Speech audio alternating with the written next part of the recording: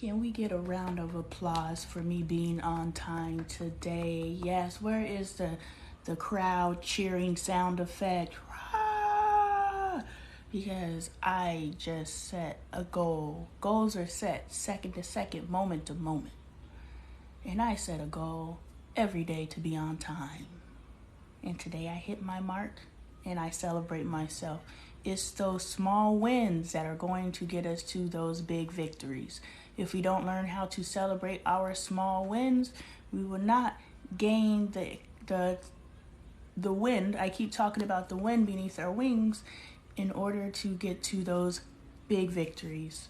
What's good, y'all? I'm Lonee Appleton. I am a healthy family advocate. What that means is I advocate for the health of families. I advocate for your health. I advocate for your relationships with yourself, your relationships with your spouses, your relationships with your children, your relationships with your family. Because if we improve our relationships, starting with ourselves, identifying the areas that we have work to do, removing pride and allowing ourselves to be ourselves and spending time with ourselves. And if you don't like spending time with yourself, that's the first place to start. I used to be that way. I didn't like myself at all. And I did the work. There was this guy I had a crush on when I was 15 years old when I first moved to Arizona. He was a cousin of a cousin. Not a cousin of a cousin, a cousin of a friend. And so our families grew up knowing each other. Just because we know of somebody, we always say we grew up together.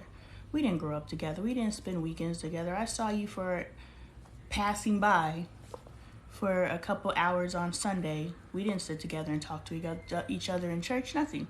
So we did not grow up together. But if we retold the story, we would say that we grew up together. Anyway, I forgot to clean my glasses. This little boy, I had a crush on him, and maybe he had a crush on me, but he never said anything to me.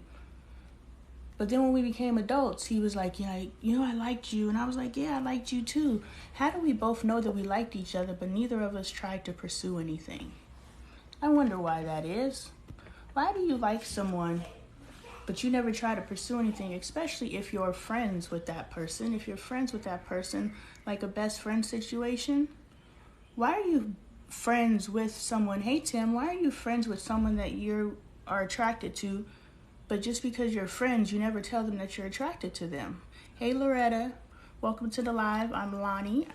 I am a healthy family advocate, and I'm talking about when you like someone, but you don't tell them. We like people, but we don't let them know that we like them. And so a potential relationship, because look, I've been in many interactions with people. I've been in many relationships. I've only been in one with somebody that I liked. And it's crazy. I did not get into the relationship with the person that I like until I turned 36, even though I knew this person when I was 30 years old. So I knew this person for 6 years. And I didn't like them romantically. I liked them as a human, which is the first key to any relationship, is finding someone that you actually like as a human, not someone that you want to be physically connected to, i.e.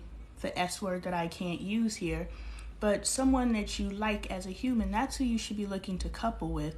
So we're sitting and we're playing second fiddle to our best friends while our best friends are entering into all these relationships, and we're just watching them, and we're entering into all these relationships. Why aren't we entering into relationships with our best friend?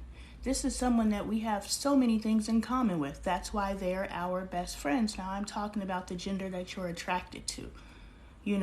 Your best friend that you is of a gender that you're not attracted to, but they have the characters and qualities of a human that you like. Now you know the characters and qualities that you take to the gender that you are attracted to. And now you have a blueprint of who you should be looking for to be your best friend and your lover. That's how it should be going. Look at your best friend. Why are they your best friend? Now, if you guys are best friends because you trauma bonded, then that's probably a relationship you need to reevaluate and see if it's feeding you anyway. Hey, Mish Love, see if that's feeding you anyway. But if your best friend is someone who has characteristics of a human that you value, then that's the characteristics you need to be seeking in your romantic relationships. So this guy I met when I was 15, we grew up knowing of each other. We became adults, and our kids ended up being in, even before our kids were in school together, I was walking through a parking lot. When I was walking through the parking lot, he came driving up. And when he pulled up, he was in a Range Rover, which was the things that attract me. And at the time, not now, but at the time, I was very monetarily driven. In my pursuit of a lifelong partner was how much money did this individual make. It wasn't, the quality of human. Thank God when it did, I won't say that. My spirit self was looking at the superficial things, but my soul could never get on board. Meaning, welcome everybody. Welcome, I'm Lonee Appleton, and this is My Life as a Classroom. And we are talking about soul connections, I guess, and romantic relationships. I think that's kind of what I'm talking about right now. Anyway, so we all have these topical requirements for potential spouses. But for me, my soul would never allow me to fully commit because I've been proposed to, I've been engaged, I've had to have rings cut off my finger because I shoved them on and they were too small. We've been through all these different experiences, but my soul never allowed me to say I do until my husband. So even though I was since a child wanting to be Mrs. So-and-so, I wanted to be married. I don't know why I wanted to be married, but they make marriage the goal. I wanted to be married since I was a child, but every opportunity that I was proposed to or there was an actual ring on my finger, it never went more than a couple of weeks of that engagement period. But the one person that I did finally marry was my best friend. The one person that I did finally marry where my soul allowed me to move forward with it. And if you've ever been married and you experience cold feet, that is your soul potentially. I don't know everyone's situation, but that is your soul saying, yo, this ain't it.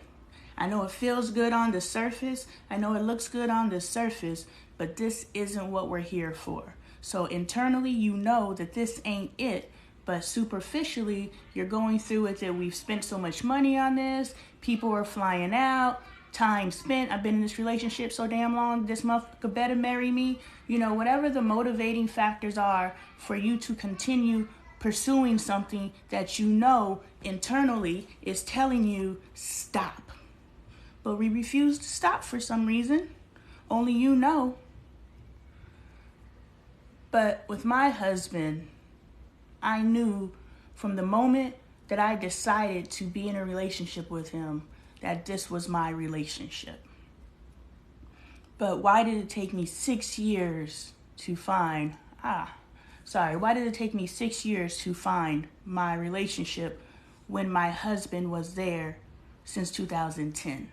It took me 6 years because I was not looking at the quality of human as potential mates. I was looking at all these superficial requirements. So that's why the guy who sparked this book was able to be in my life a little bit longer than he should have been. Hey, Ree, thank you for the hearts. Thank you for the love. And so I'm walking through the parking lot and he pulls up and we're talking and having a conversation. I'm like, I'm so excited to see him because I haven't seen him since high school. And we're talking, and at that time, my speaking was a string of complaints. Pay attention to what comes out of your mouth. Because as I sit and I listen to people speak, I realize that all people do is speak in a string of complaints. A string of observations. Like I'm speaking right now. I'm speaking in a string of observations. I'm speaking in a stream of complaints is when you're just bringing something up to talk about it. It stops there. A string of observations, you are bringing up a problem. I'm trying to write down a topic I want to talk about really quick. An observation is you've identified a problem, but now let's talk about the solutions. But pay attention to when you speak. Pay attention to when people around you speak. Just stop. If you are around people right now, mute me. Don't turn me off. Just mute me. Mute me and just start listening to the conversations that are taking place around you. And what you will realize, welcome Shane, what you will realize is that the people around you are just speaking in a string of complaints. And that's the energy that these relationships out here in the world are being built off of, a string of complaints. No one is saying anything progressive to each other. We are all just connecting to each other and finding a commonality because we can complain about the same thing. If we are using that to uplift ourselves, we are now no longer trauma bonding. We are coming together to use said trauma or said complaint, and we can observe it, become the observer in our life, right? So that we can observe it, and now we can use that to grow us. And that is another way that we can become observers in our life. You better give me this. I got my ancestor altar going right now. I haven't found time recently to do my altar work. But today I was like, I'm going to set my altar up so that you guys can be in the preparation of the live, so that you guys can bless the live, be involved with the live. And, they just gave me another way to be an observer in your life. So you're not only being an observer in your life, which means your spirit self is living this life. Your soul self is now energized because you no longer ignore it. And now it has become a part of your life. So now your soul is watching your life and soaking up game, because that is the purpose of life. I'm not quite sure what I wrote the purpose of life was when I wrote this book in 2013, available at Lonee Taylor Art or on Amazon. I'm not quite sure what I said the purpose of life was then, but I know today that the purpose of life is to soak up game, period. T-shirt available at LoneeTaylorArt.com. If you are learning from anything, the second that you spent in this live and whatever I was saying at that time is for you. Use it and learn from it. Don't take anything verbatim. When you hear it directly, that is your spirit. Your spirit has the ear to hear, but your soul has the ability to process. So we must hear it first. But the purpose of life is to process said information and apply it to our lives. And that is the purpose of life. And so this guy is sitting there and I'm talking in my series of complaints, and he's like, yo, you need to stop talking about that.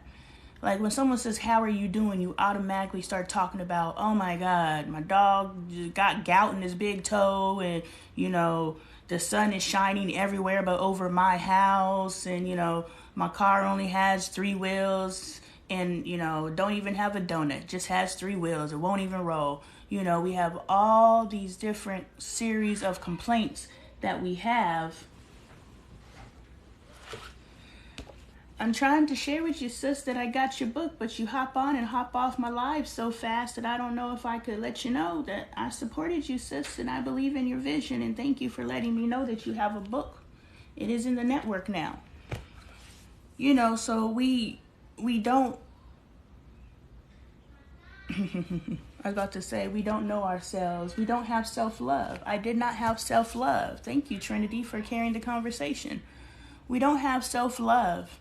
And because we don't have self-love, we don't know how to speak lovingly of ourselves. Anyway, so I'm having this conversation. He was like, you got to stop thinking like that. You got to start speaking like that. And this was the first time in my life that I had ever heard anyone talk to me this way. It's interesting. Every spiritual evolution in my life in the beginning and prior to spiritual evolutions, every major move that I've made in my life has been inspired by a man. And my cousin used to try to make me feel bad about that because, the societal stigma, that's a good word, the societal stigma that, oh, you letting a man control your life. So my cousin used to make me feel bad. She was like, you always listen to men. I can tell you something and you won't listen to me, but a man can come and tell you and you'll listen. I was like, yeah, there's a bias somewhere in the source. Of course, I didn't know that when I was in my 20s, but I know now there's a bias in the source. That's just like when you go to your spouse with information, they won't listen to you, but someone, they go watch a video and a complete stranger will say the exact same thing, and then they'll come to you and say, hey, did you know blah, blah, blah? And you're like, man, I've been saying that to you for years, but you ain't never listened to me, because we do have a bias in the source. But if we become aware of the bias that we have in the source, then we can start checking that. When we feel that bias, we automatically know I'm going to discount this information because of the source, but I know every time this source comes to me, I go and get the information somewhere else, and it is good information. So I must check my bias. You know what I'm saying? That's how we begin to self-check ourselves, because we understand areas of improvement. And until we learn how to overcome said area, I don't know how to necessarily overcome the bias, except for acknowledging you have a bias and ask spirit to help you overcome said bias. My husband has a bias when information comes from me. If I give my husband information, he rejects it off top. But if I bring a book to my husband, or if I bring a video to my husband, and I must sit down and read it with him, or I must sit down and watch it with him, because to expect him to consume information that he's already rejecting because I'm the source, and then I give him something that says, okay, here's a book that has the information that I'm talking about. He's going to reject the book as well because I'm giving him the book. But if I come to him with the information and I'm like, hey, I found a book, let's read it together. And now we start reading the book together. And now we come across the information in the book. Now he's open to it because I am no longer the source of the knowledge. The book is the source of the knowledge. And that is a way that I have figured out how to bypass my husband's bias against information coming from me. And we all know that we have that bias against our spouses, which is really weird because our spouses are the ones that we're supposed to be working with, not working against. And so, back to this guy. We're standing in the parking lot, and I'm just giving a string of complaints about what's going on in my day and my life. And he's like, yeah, you got to stop talking that way. He was like, as a man thinketh, so he is. And I was like, what does that mean? He's like, as a man thinketh, so he is. As a man thinketh, so he is. As within, so without.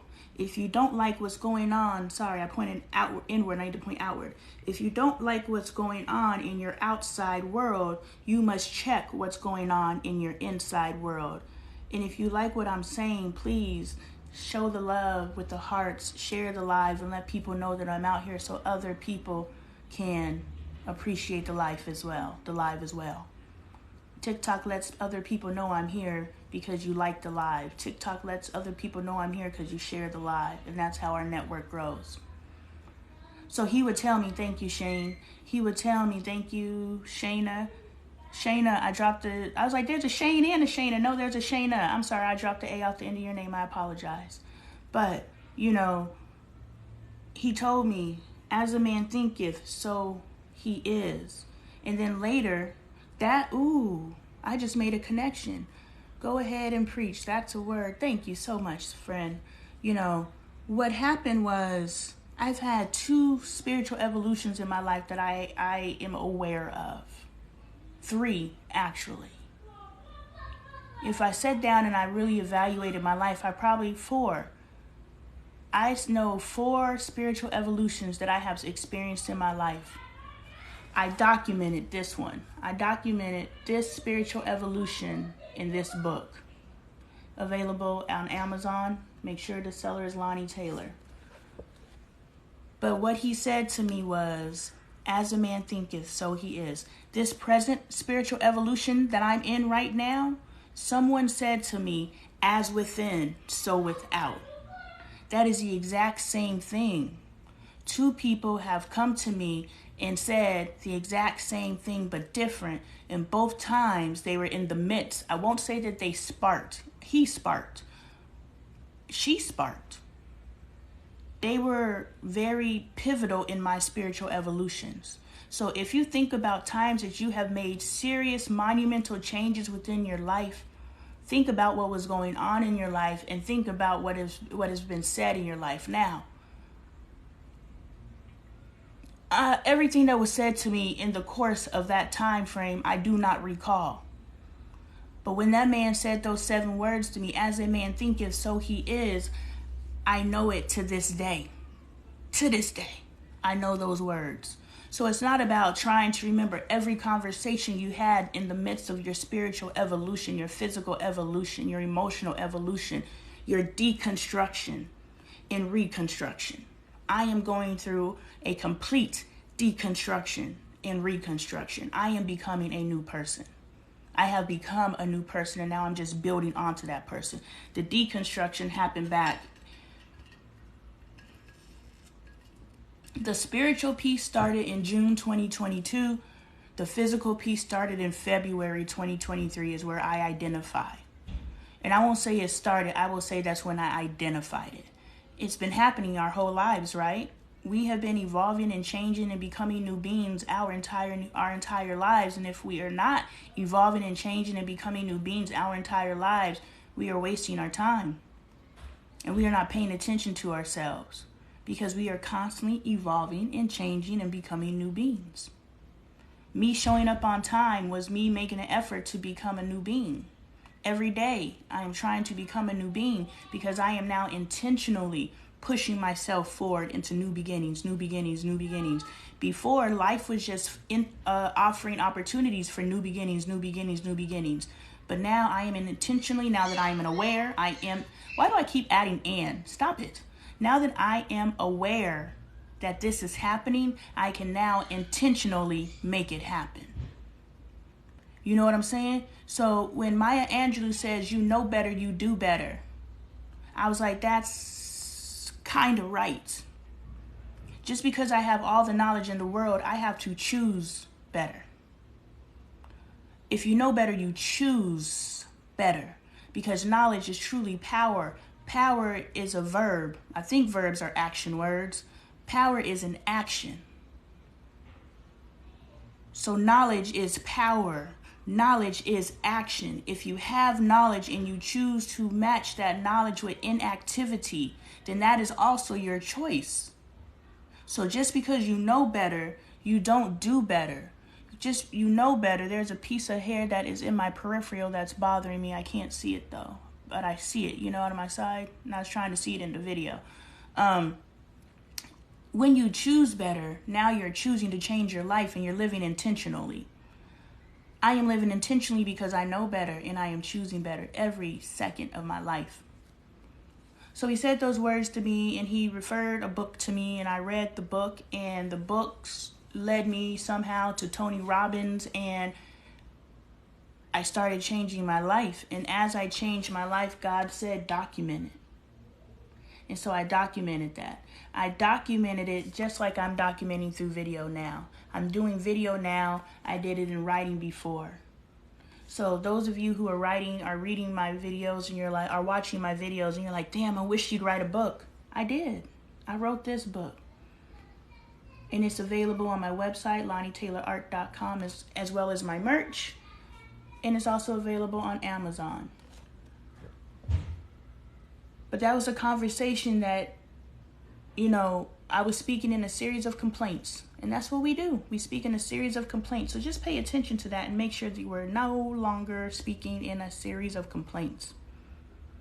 Because we're trauma bonding and we're speaking about problems. There are so many lives out there that are bumping right now, that are just popping off with all kinds of activity. Why? Because it's a series of complaints. And we feel comfort in being in the cesspool of complaining. The energy that is being churned in the space of complaining and talking about a problem with no solutions is a negative, lower vibrational energy. But we feel so comfortable in that lower vibrational energy because everybody's there. We're not alone. The idea in life, and the truth in life, is that we are all community. We are all interconnected. Yes, you are my sister. Yes, you are my brother. And if you don't identify that way, however you identify, we are still connected. Doesn't matter skin, doesn't matter language, doesn't matter religion, doesn't matter anything. Tower of Babel. We are all connected. We all work together. We all were progressive. And we all were achieving a common goal, which is spirituality, which is knowing thyself. The story in the Bible is they're building a tower to heaven. If we can apply that to our present life, and we can use it metaphorically, so to speak, because I believe that in itself it's a metaphor, but if we can use it metaphorically and use it to empower our lives today. Once upon a time, we as humanity worked cohesively together. Once upon a time, we in society didn't have any differences between us, did not recognize any differences between us, and we were able to work together. Once upon a time. But today, we're back to Tower of Babel. My son is distracting me. But something happened. The Bible says God saw that they were working together to do something, and this is my topical recollection because it's just popped in my head. The Bible says something to the nature that God saw what the people were doing and it displeased him, and therefore he struck down the tower and then all of a sudden the people spoke different languages, therefore they could never communicate together and work together. Why would God create a situation where humanity would separate and not know to work together? When the key in this life, in the evolution, the progression in your life is centered in our ability to come together. I really am. Somebody call me delusional. I am. She stopped listening to me because I'm crazy and I don't know what I'm talking about. But those of you who are willing to look at the hypocrisies, regardless of where the source of the hypocrisy is, and just ask questions. Whatever answer you come to in your questions is your answer. Your truth is your truth. You are right, but I'm right as well. For us to sit here and think only one of us can be right, we're now arguing a moot point because we're both right. Why? Because I live in my reality, you live in your reality. And based off of how you process information, your truth is true. And you can tell me every single step that you took to get to the point where you're at. The problem is people can't tell you the steps they took to get where they're at because a lot of their beliefs and philosophies are based off of information they were told. Religion is you being told. How many of us actually sit down and read our religious texts and become personally intimate with it? On multiple occasions, I have read the Bible. I am not Christian, but I grew up Christian, and I wanted to know God for myself, so I read the text. I researched the religion of Islam, but I never have read a Quran. I researched different spiritual texts, the Tao. I've read all these different, A Course in Miracles. I've read all these different spiritual books in my quest to know God. So I've read different texts and grew different awarenesses about different religions.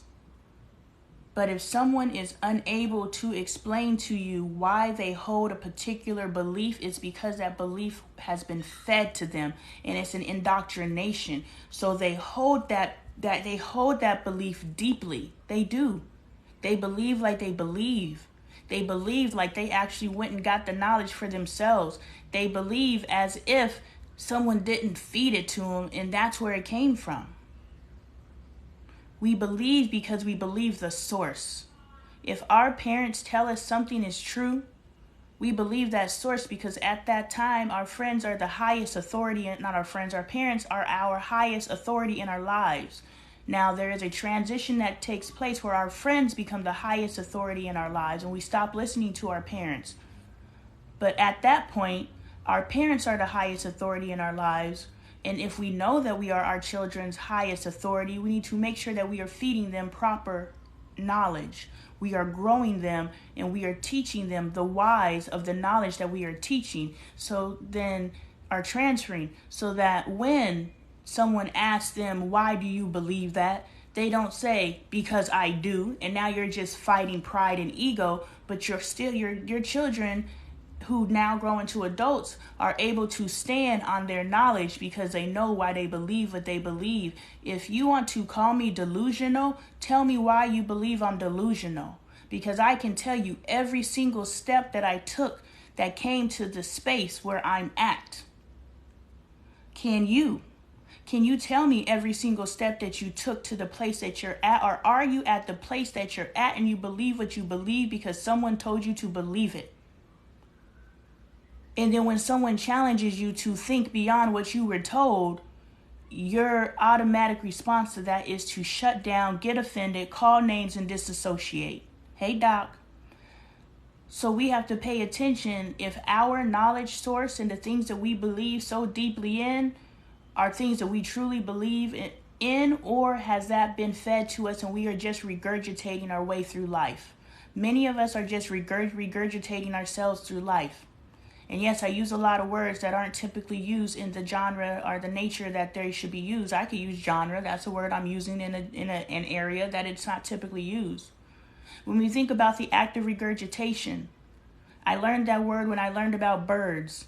The mom bird takes the food and takes the knowledge, chews it up and makes it palatable, so that their kids can eat it. The mom must chew up the food first. A step further, just since we're talking about knowledge, the mother must digest the knowledge first.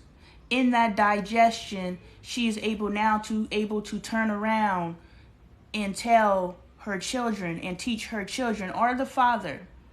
But when I learned, it was a mama bird. Mama bird feeds the baby birds. I don't know if daddy bird feeds the birds. I know in the penguin world, the daddy takes care of the egg, but I don't know about in the other bird worlds. So I'm saying mom because it's a female bird that's taking care of her young. I don't know how it happens, and I'm not being limited. But if I could bring that into human interaction, it is up to the adults to go out and seek the food source, which the food source is knowledge.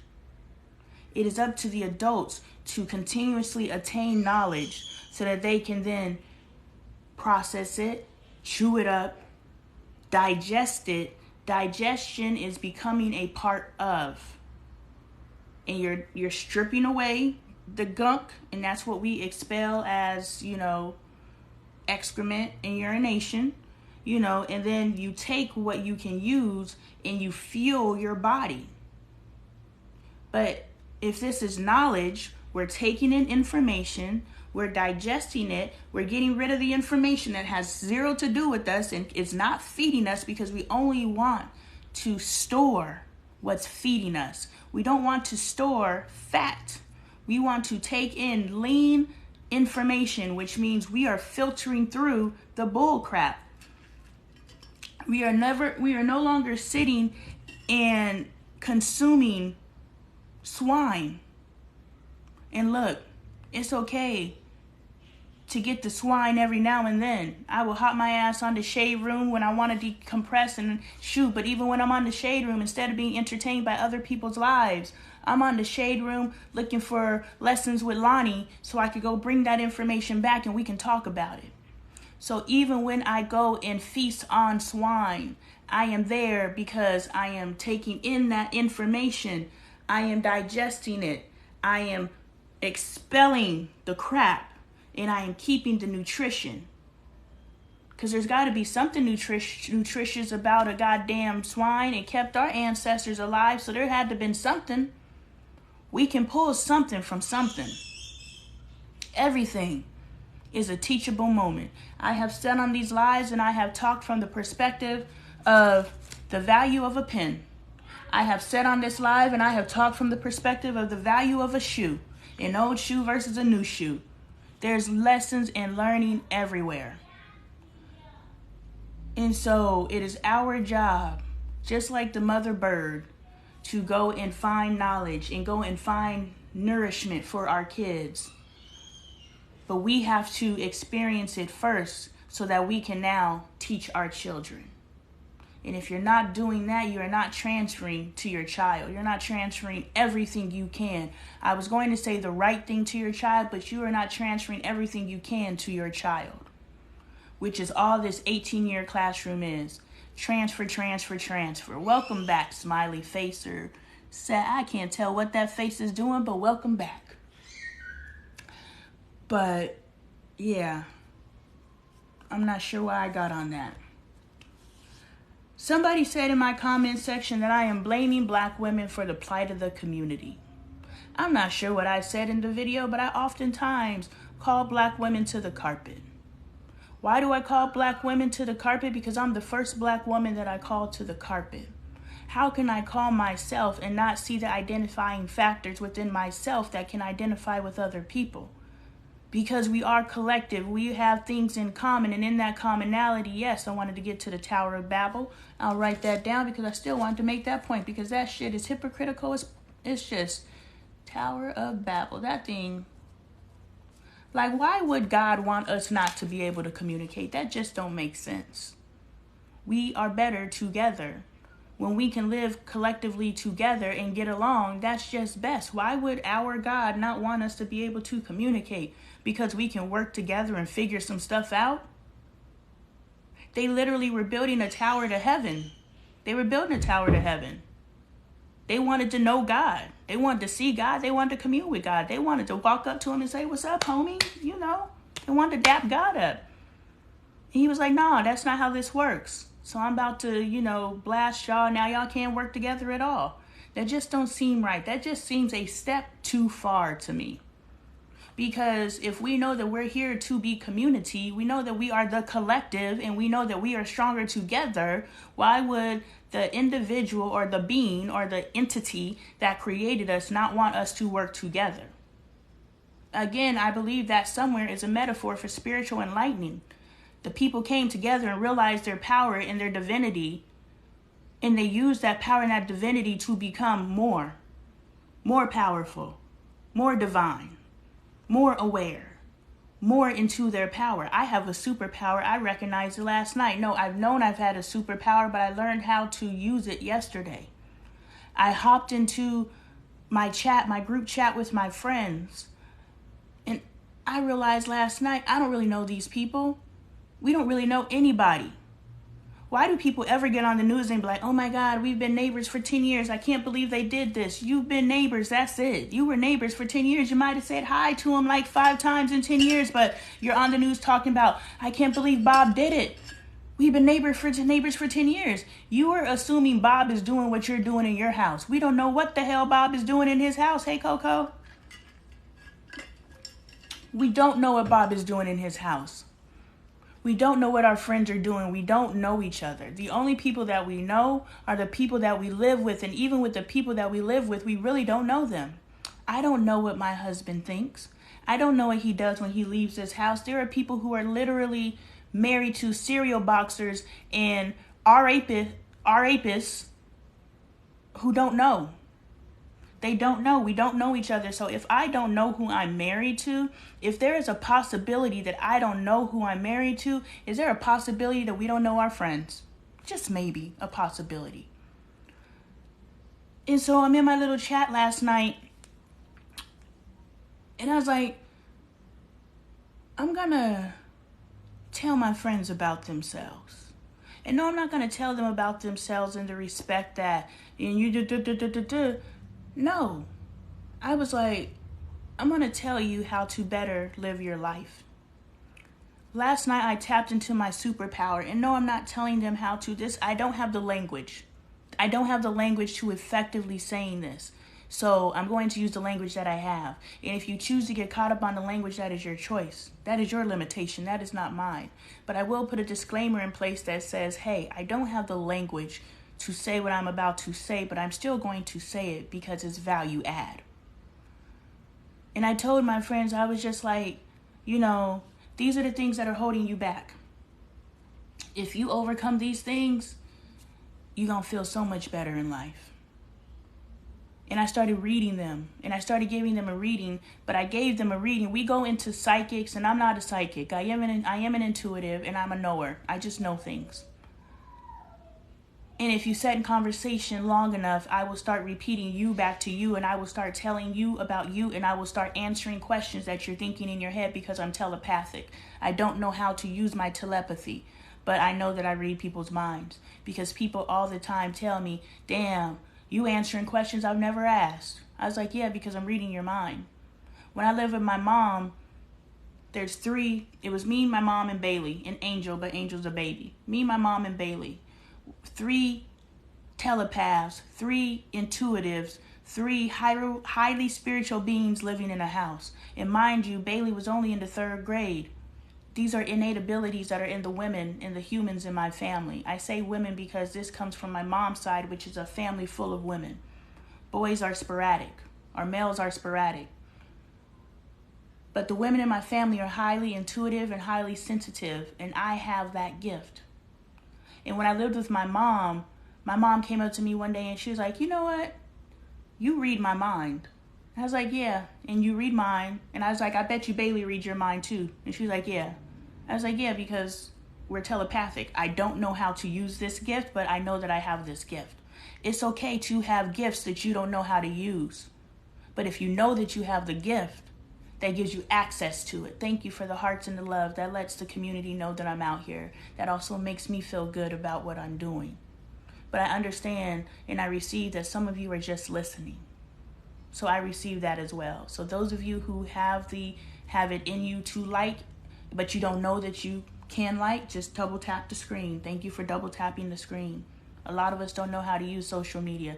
I used to sit in lives and be like, how the hell do I like this thing? I could not figure it out. You just double tap the screen, And if you're truly fed and you want to feed me in return, my Cash App is above, my website is above. Shop the merch, shop the books, support the community. Yeah, my mom was like, you're reading my mind. And I was like, yeah, I'm telepathic.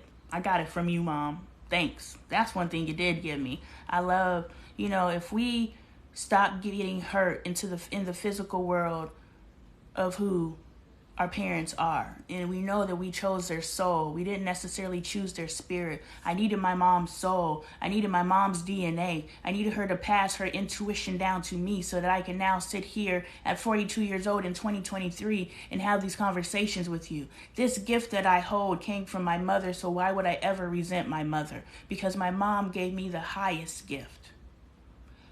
My mom gave me intuition, and she didn't even know that's what she gave me. So all the people that I hold at this high, they actually gave me the highest gift. My mom's mom can't stand that woman. She ain't really done nothing to me. In 2023, I got reason to not like her from the past because all of our interactions have been terrible and left a bad taste in my mouth. But this gift that I'm sharing with you all today came from her.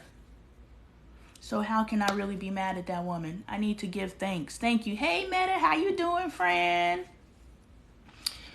Anyway, so I got into that group chat last night and I started reading my friends. And I'm not reading my friends. I'm reading my friends and I'm gifting them with, here's how you can improve your life. If you take the things that I'm saying, if I'm tapping in, if I'm not tapping in, you guys can confirm that I'm talking stupid. And I haven't read my friends' messages. I was like, please confirm to me if I'm accurate or not. So I understand that I truly did tap into my superpower. Because I was like, I don't know that much about you, but I bet you I could tell you about yourself. And in telling you about yourself, you can now begin to heal yourself. Because there are things that you have known about yourself, but you have been inactive because you did not know that your healing were in these areas. You know what I'm saying? We know things about ourselves, but we continue to live in that space. But don't you think if we knew that the root to ending our internal unhappiness was this, if we knew that, don't you think we would heal that? Instead, we just live with it and we deal with it because we don't know that our healing is in it. But if someone can come to us who is a seer and a knower and can say, yo, boom, boom, boom, boom, do that work, you're going to be good. Now we can get to the work because now we have confirmation from someone else that is confirming what we already know about ourselves. But we don't even need a person to come to us if we continue to work on our higher connection in our intuition. If we continue to work on our connection with our higher selves, if we continue to work on our souls and develop and get to know our souls, then we'll know thyself. We don't need an outside source to come to us and tell us about ourselves. For a long time, I was addicted to psychics.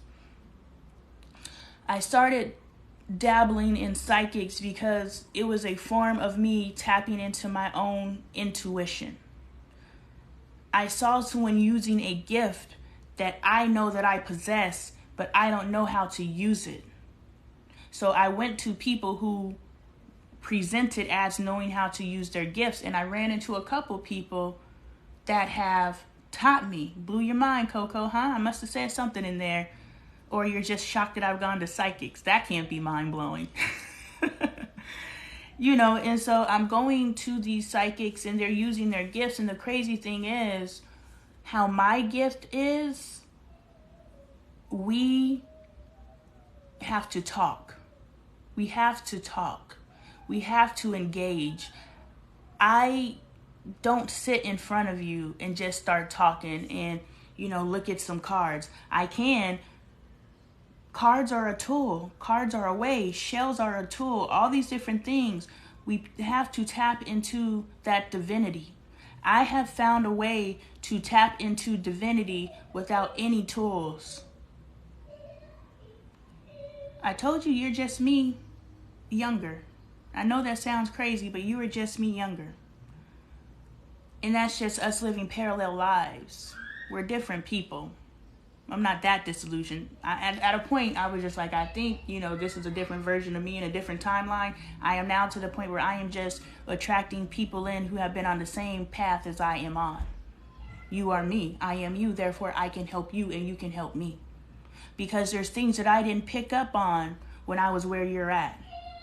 That you can tell me, yo, this is what I figured out. And I'm like, boom, now I can add that to what I'm doing and I continue to move forward. But I can also demonstrate for you where you're headed. And I can help pull you up further because you have identified someone who has the exact same background as you. Not the exact.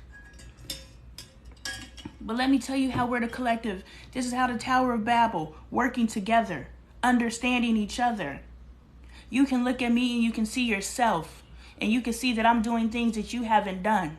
You can see that I'm at a level that you're not at yet. But that yet lets you know that you can be where I'm at if you just continue to follow the steps that I'm putting down or avoiding the pitfalls that you see me fall in. I am evolving live action. My first evolution was documented here. Make sure you pick up the book, LoneeTaylorArt.com or Amazon. Just make sure the seller's Lonee Taylor. I am evolving live action. Which means, thank you for the love and the hearts, guys. Which means you can see yourself and you can see where you're headed. That's why I talk about Felicia's book all the time. Because when she sent me this book, she's an author here on TikTok. Please support her. Available on Amazon.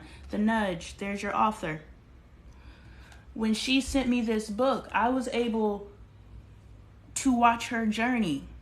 What I'm going through right now, I was able to watch her journey. And I was able to avoid the pitfalls. I was able to learn the things. That means I was able to have all the knowledge and awareness that she had. I don't even have to go through what she went through because I just read her book. And now I have that in my tool belt. And now I can take that information and I can be powerful in this journey. Now I have some more navigation, tips. Remember, before there was navigation, there was MapQuest. Before there was MapQuest, there was A, can you tell me how to get there? Before there was A, can you tell me how to get there? We had to build and plot and create whatever. Now, I've taken it too far, but the point that I'm saying is our navigation tools and the ability to get to where we are going improves over time. So we no longer have to fumble in the dark in our spiritual quest to self. We no longer have to fumble in the dark in our evolution of self. I have unlocked that it does not stop with spirituality. It starts with spirituality. That's why I was able to write this book. This was supposed to be a 2-part series. It was supposed to be the spiritual work. And it says, in the beginning, being, because we're human beings. But I couldn't write the human part first because I wasn't living right. I was aware enough to know I wasn't living right. Yes, I raised a beautiful child, but she doesn't know herself at the depth that a human should know themselves in order to develop self-love and self-awareness and be able to navigate this life. I failed to teach her that, and I'm teaching her now. But I had enough awareness in the time that I knew that I had to write the being part. The spirit part. I was aware enough to know that we need to know ourselves and work on this connection first before we can do the human work. But the human work is necessary, and that is what this platform is. The platform is we have to be okay. This bird is trying to get this lizard. I didn't know birds ate lizards. Ain't that something? It was chasing the lizard. That lizard was moving too. It's still on it too, y'all. I want to know if the bird get the lizard. Goddamn circle of life. Leave that lizard alone. Go eat some seed or something. Let me get you some seeds. Are you a carnivore so you don't want seed? I didn't know. Maybe it's playing. Would a bird play with the lizard though? There's a piece of hair there. I found it. I shouldn't pull it out in front of y'all because y'all gonna get mad at me. I'm sorry. I know how some of y'all are about y'all's hair. I don't care about this stuff on my head. It'll grow back. And if it don't, I'm still wearing hats. Let me tell y'all about my hats. I wanted to tell you guys because this is a feature that is coming to Lonee, period. Not even just the lives, it's coming to the community. If you are a small business and you want to grow your network, I am creating a network where we all come together and we uplift each other. Think about TikTok Shop, but on a grassroots level, meaning you hop in my DMs and say, hey sis, can I send you this? And I'll say, yes, can I send you this? And we send it to each other and we review it for each other. Because something that I have identified is my network won't necessarily support me. It's weird. But my network won't necessarily buy my book. My network won't necessarily buy my merch available at LoneeTaylorArt.com. Prove me wrong. My network won't necessarily support me, but my network may support a recommendation. Remember, I said at the beginning of the live, we reject the source. We reject the source simply because of the source. We reject the knowledge because of the source. I'm not going to buy your book, but if you tell me this is a good book, I'm going to pick it up. Because in this respect, you're self-promoting. In this respect, you're telling me about something that impacted you. Hold on. What's up? Why are you locking your door? You locked my door and I'm working. Go. Okay, we don't have to argue about who locked the door. Just let me work. I still want to be your dad. Oh, you can give me a kiss in a minute, okay? Mommy will come and unlock the door so you can give me a kiss. Give me a second. Okay. This is self-promotion. This is the highest recommendation in my opinion because I poured myself into this. And you know me. You know if I'm giving you this, what could I possibly be giving you here? So this is the highest recommendation. But a higher recommendation is, you know me. And I'm pouring into you. And this is something that poured into me. So, dang, if Lonee respects it, it's got to be respectable because I respect Lonee.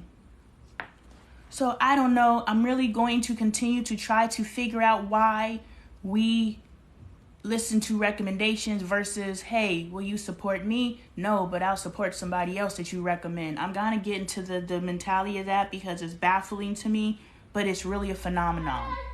And I'm going to figure it out. So that was just a theory. But anyway, even if I go bald, I'm going to wear my purple sky knits hat. I wanted to talk about this young lady. Purple sky knits. I had these hats commissioned. Thank you guys for liking the live. I'll type it out. Purple, PURPLESKY. I need a moderator. Knits. It's going to get to the point where I'm going to need a moderator here on so that like when I say things and you guys, somebody can type it up for me so that I can continue to, look, I'm turning this thing into a knowledge home shopping network channel.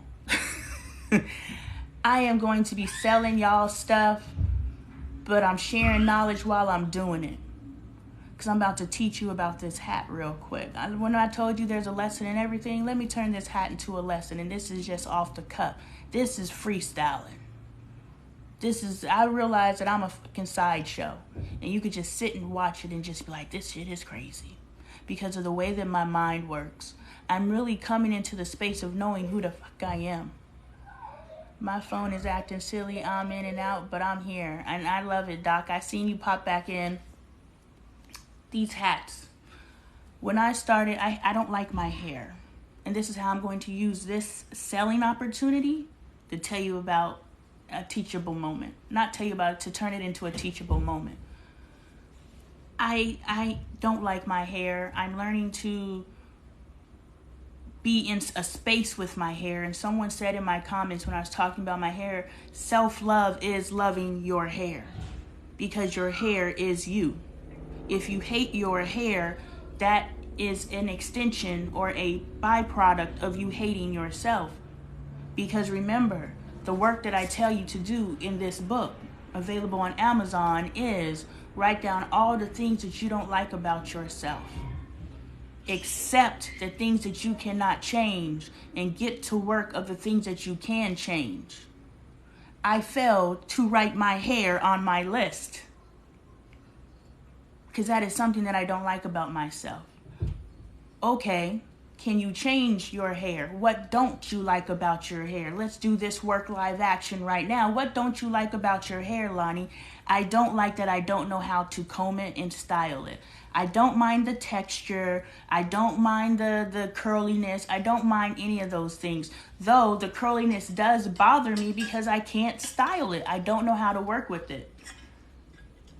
So that's why in my life I have relaxed my hair. I have some creamy crack under my bathroom counter right now because Dre was at the hair store with the girls and I was like, yo, pick me up a relaxer. And him and Bailey both got here, shaking their head, looking at me like, you about to put that creamy crack in your hair? I was like, hell yeah, because I don't know what to do with this stuff. I don't want to be stuck underneath a hat, but thank God I have my purple sky knits hat to put on my head, so at least I look cute while my hat is on, while my hair ain't combed. You know what I'm saying? And so they kind of discouraged me, and they kind of encouraged me to continue another day with my curly hair. Bailey was just like, you gotta just learn how to work with your hair. You gotta just learn how to work with your hair. And of course, I meet her with, I've done that. Yes, you did that back in 2010 where the products weren't the products they are now. Your availability to knowledge on YouTube and other people that can help you with your hair weren't there now. 2023 black hair is not 2010 black hair. So for you to meet someone 23 years later and say, yeah, I tried that. Yeah, you tried it 10 years or 23 years ago. Lord, it's been 23 years. My God. Has it been 23 years? It's been 13 years. I was like, God damn, where did the time go? It's been 10 years. Me and math don't go together, so you judge yourself. You know, it's been 13 years. And how can I say I tried that when the last time I tried was 13 years ago? I am literally trying something that I have tried my whole life. I have tried to share knowledge my whole life. I have tried to share knowledge. I have tried to share knowledge my whole life. Yes, that fox is me. Available on buybooksontheweb.com. Yes, you working. Oh, you're about to lock. Oh, I just cut my locks out, and it was a mistake. But I need to relock because I shaved this side of my head because I was trying to be funky fresh, and I was. Take the trying out. I was cute with my shaved head, but when I started trying to grow back, I reattached, and they didn't reattach right, and so now I got this heavy side, and then I got this mangy side looking like a rat's nest over here, and then I cut them. And you probably shouldn't cut locks, but I don't like long hair. I've wanted long hair my entire life because the community says black women, well, not today. Remember, my ideologies is from back in the day. Black women weren't growing long hair. I was one of the impressive people. Let's get them back. You had locks too, Coco? I didn't know that. But let's get them back. Growing long hair was the goal because black women historically have not grown long hair. So I was trying to get my hair long, but in the reality, another connection point, Coco, but in reality, when I had my locks and my locks were mid-back length, I was like, all this long stuff, cut it back to shoulder length. I like shoulder length hair. And so, I don't know what that is, but let's go back to my hair. So I got into my hair, and this is how I ended up in cosmetology school because I started learning about hair, and hold on. Get away from my door now! Okay, I gotta go give this boy a kiss. I apologize. He ain't gonna leave me alone till he get it. Release control to gain control. I'm fearful that I'm gonna lose my viewers because I step away, but this is my life, and if you step away because I stepped away, I understand. I just hit y'all with a little lesson right before I exited stage left. Hold on. Here, kiss. Hurry up. Kiss, kiss, kiss, kiss. Get out the refrigerator. Ain't nothing in there anyway. Thank you. I want to hug you. And a hug. Thank you. I appreciate the love. Oh, yep. Boom. First we got a high five, fist bump, interlock. Boom. I love you. Love you too. Okay, watch out, Bubba.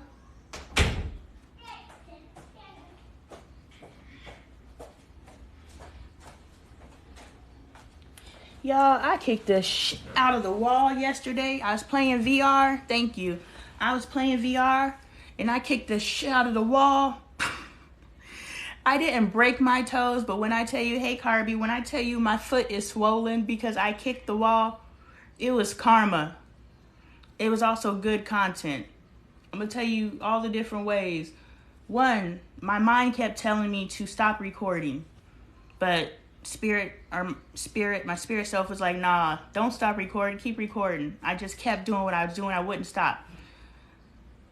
Spirit said, stop kicking. You're boxing. Stop kicking. But every time I knocked them down, I would kick them. Kick them while they're down because I'm a dirty fighter. And so I knocked Carl's Weathers down. I knocked him down for the third time, and I was like, stay down. But when I went to go kick him to stay down, I was standing next to the damn wall, and I kicked the shit out of the wall. And when I tell you I can't bend my damn toes, and it's on video. So one, instant karma. It's all about perspective. Instant karma. Why are you fighting dirty? Why aren't you moving the way that you know you're supposed to move in this situation? You're doing something contradictory to what you know to be true and to align with your success. Instant karma. I told you, now I gotta smack you.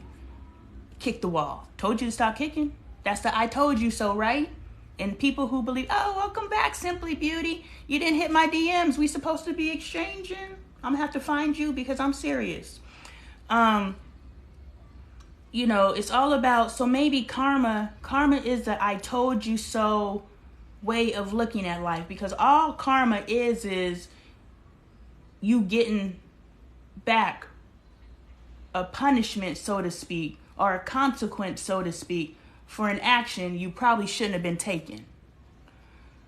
And so karmically, my foot is swollen and I had to skip leg day because a bitch couldn't bend her toes. I was like, you want me to lunge who? I got bad knees and a swollen foot. Not happening today. So I did arms yesterday. I didn't quit. I just laid on the bed and cried for 5 minutes, and then I got back up and finished my workout. But if we're not looking at the, I told you so style of parenting, I told you not to do it, you did it, and this is the consequence, live with it. If we're not looking from that space and we're looking from the knowledge sharing growth space, then I didn't stop recording. I didn't stop kicking. And now I have a beautiful piece of cinema that I can post and has amazing potential to make people laugh, make people feel empathy. I posted it on Facebook already because that's just my small community. That's my original community. So I don't have to package things for Facebook. I could just post it. It takes time to package this stuff, y'all. And so I posted it over there, and one of my good friends, a family friend, she was like, I feel so bad for laughing. Are you okay? Because right after I laughed a little, I felt bad for you. I was like, so you were able to laugh at me because it's funny. I'm laughing at it. I was like, dumbass. I watched this video so many times, and I'm just like, what in the world? What the hell? Why are you kicking so hard in VR? It's VR. Why are you kicking? You're not kicking a real person. And so I'm laughing. But then she experienced compassion. I was like, I love this growth. And I'm able to feed into her and speak into her. And this is my superpower because I know that she's the oldest sister. I believe that she's the oldest sister. But I didn't want to go and do the research to make sure she was the oldest. But the parallel that I made is you're the oldest. And the wisdom that you just expressed to me to say that I laughed, but then I felt compassion. And she's like, I feel bad. Well, she didn't say compassion. I'm using this language now. She said, but I felt bad for laughing. Don't feel bad for laughing. It's funny. When a kid walks into a wall, that is the funniest stuff. I saw a little girl walk into a window, one of those sliding glass doors. She was walking outside and she went boom. That shit was funny. But then I helped her after I laughed. But it's funny. It's funny. Can we acknowledge that? You know what I'm saying? Why do we have to feel bad about having a very human reaction to somebody busting their ass? That shit's funny. But the problem is we lack the compassion piece. I'm still going to help you. I'm still going to check on you. I'm still going to drive you to the doctor if I have to. But you're mad at me for lying. But you know you're mad at me for laughing. But you know if you saw me bust my ass, you would laugh too. So why are you mad at me for being human? Why are you mad at me for having the exact same reaction that you would probably have in these circumstances if they were reversed? So it's possible to have a reaction to something and then have a reaction to something and then move into logical brain. We can react. That shit's funny. She just kicked the wall. Why are you fighting so damn hard in VR? But then we move into our space of logic. We were like, are you okay? And we're like, you don't care about me, you laughed. No, I care about you because I had a natural reaction to something that happened in front of me that was funny. That man throwing that hat up in the air like he was Bobby Schmurder before he got it popping on that pier, that was funny. Now what transpired after that was not funny, and now I'm getting into it with you. Are we be bucking? We bucking. You know what I'm saying? We about to get into some real gangster up on this pier. But that dude jumping into that water, swimming like he's an Olympic swimmer, like this nigga went and instantly entered into a triathlon. He went to work that day and ended up in a triathlon and probably had no idea. And that's hilarious. And that is the beauty of being a black person. We can find beauty in ashes. We could find pleasure in pain. We could find the punchline. We can laugh at our pain. That is the beauty of humanity. But that is a gift. That is a superpower that we as black people have. And we have that superpower because we have centuries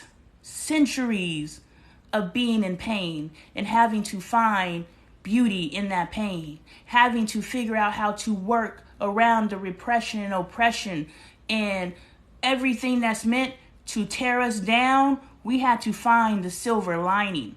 That's why when I say we are light years ahead of our oppressors, when the dynamic of this world shifts because we're doing the world to shift the dynamic, when that kicks in, they're worried about their numbers dwindling.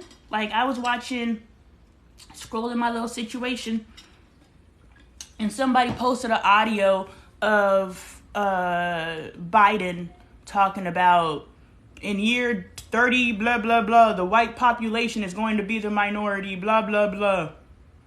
I was like, yeah, we are like the roaches, and y'all could take that sound bite if you want to. I don't care. If you want to take something out of context, run off, go off. Run with it, go off. I mixed those two, but what I'm gonna say is, gotta go pick up kids from school. Bye, dear. Simply Beauty, you're not there anymore, but I will contact you. I will screenshot this so I know to contact you when I'm done. Anyway, we are the cockroaches you have called us, i.e., we gonna multiply. We baby's kids. We're God's children. We are the chosen. So yes, we don't die, we multiply. You keep trying to kill us out. You have set so many traps to try to take us out, but we continue to multiply. And what you failed to realize and what you tried to do was you tried to poison everyone against us. Everybody hates black people. Everybody hates Chris. Everybody hates black people. Chris, it ain't just you. They hate us all. You tried to create that division, but we're aware now. And we're no longer choosing to live in that division. And even in that no longer choosing to live in that division, we would like to be in peace with you if you'd allow. If you didn't attack us, we would not have to defend. If you did not to attack us, we would not have to continue to have a side eye. That's why people, when I posted that video and that white woman hopped on there and she said she was an ally, but she wasn't speaking like an ally, and people in the comments were like, now you know why we don't trust y'all. Because you act like you're an ally, but you're really not. You don't know how to be an ally. You don't know how to love that which is not of you, because it is not coded in your DNA to do that. It is coded in your DNA to be a separatist, a supremacist. Supremacy is separation. Pride, or what is the word? Is it pride? To be proud. Pendulum. Because I use words interchangeably. I'll speak of a word in a negative light or a not so positive light, how it can be to our degradation. I think I'm using that word degrade, degradation. Boom. Or, I'll speak of something. It can also have so if we think about our pendulum, pride, we as black humans, because it's not just Americans, we as black humans are prideful. We know who we are. We don't know who we are, but we know who we are. So on the spirit side, we don't know who we are. On the soul side, somewhere in us, we know who we are. So we know we're dope as fuck. It's just that we're so disconnected. The Tower of Babel, we've been disconnected from source that we don't even know how to tap into our divinity to truly know who we are. But something inside of us lets us know we know who we know that we're great. We just don't know how to tap into our greatness. Boom. Appreciate you. My altar's over there and I got it going. I said they're going to join in today's live. So in knowing our greatness, that is pride. Pride is not divisive. Pride is inclusive. Get back in here before you, and I'm here until, I'm here 3 hours a day, so I got 2 more hours. Thank you. Yes, I appreciate you coming in and getting me up to 4K likes. All right, Coco, do your job. Support the community. I appreciate it. And happy writing. I'm proud of you. Very proud of you.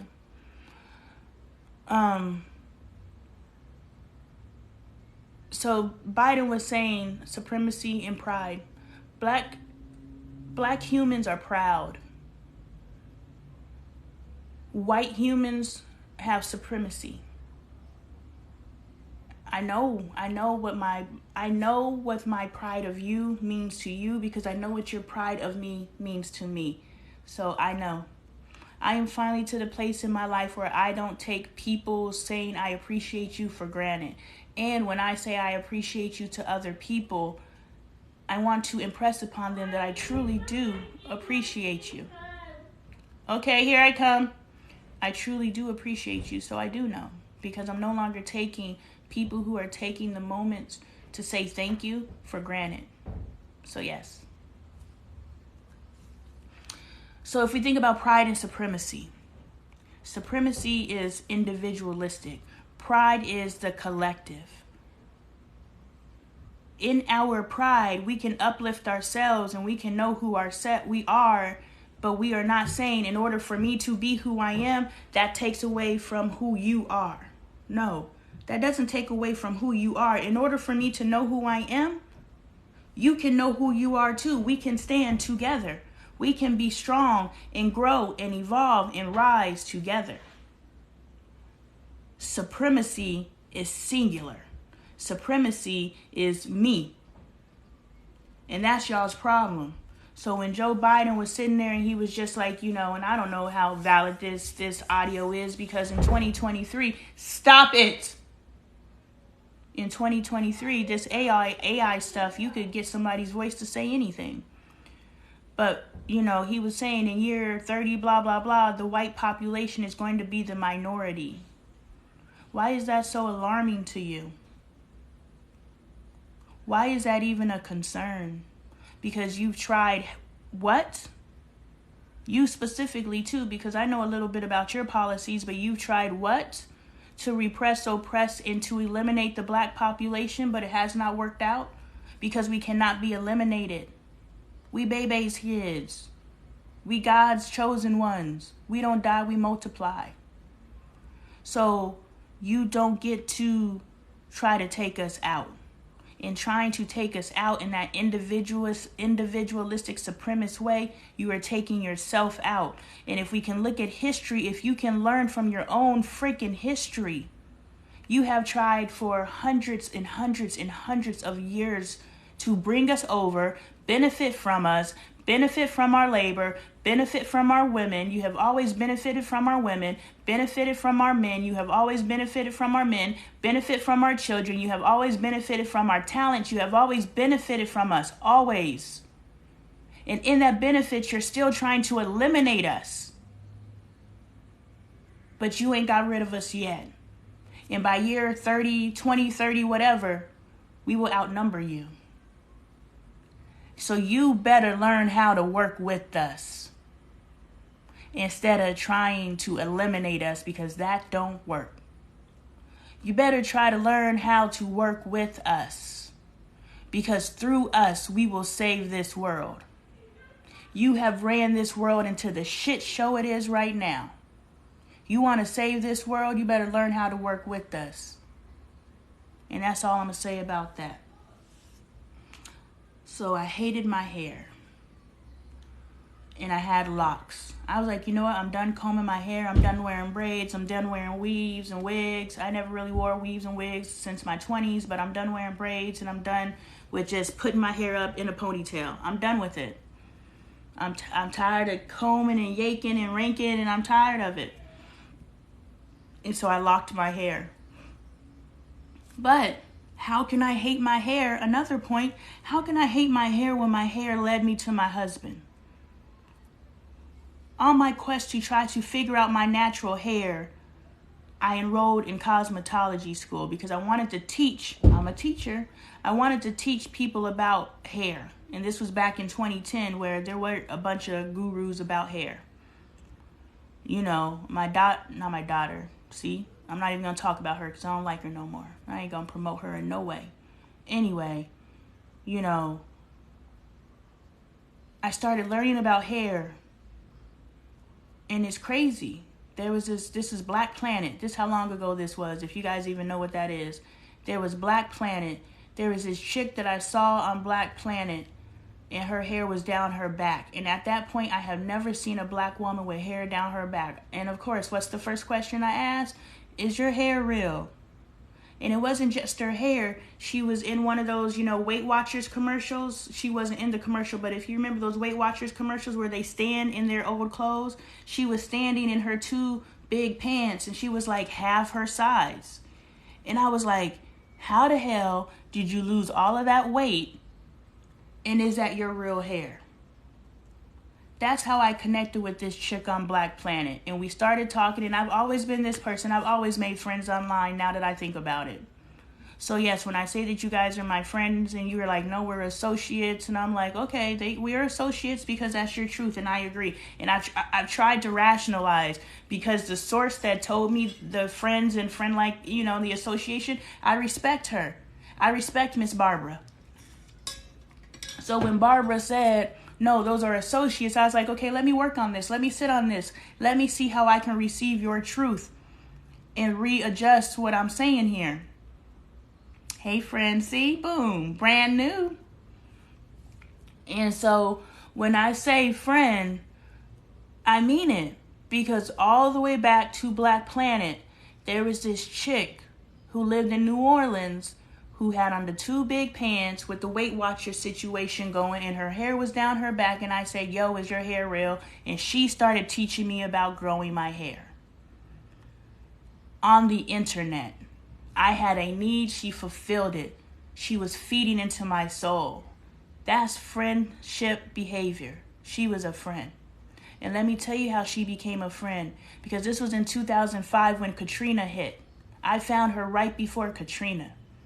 I was sitting in my house. It was me and Bailey. I had a 3-bedroom.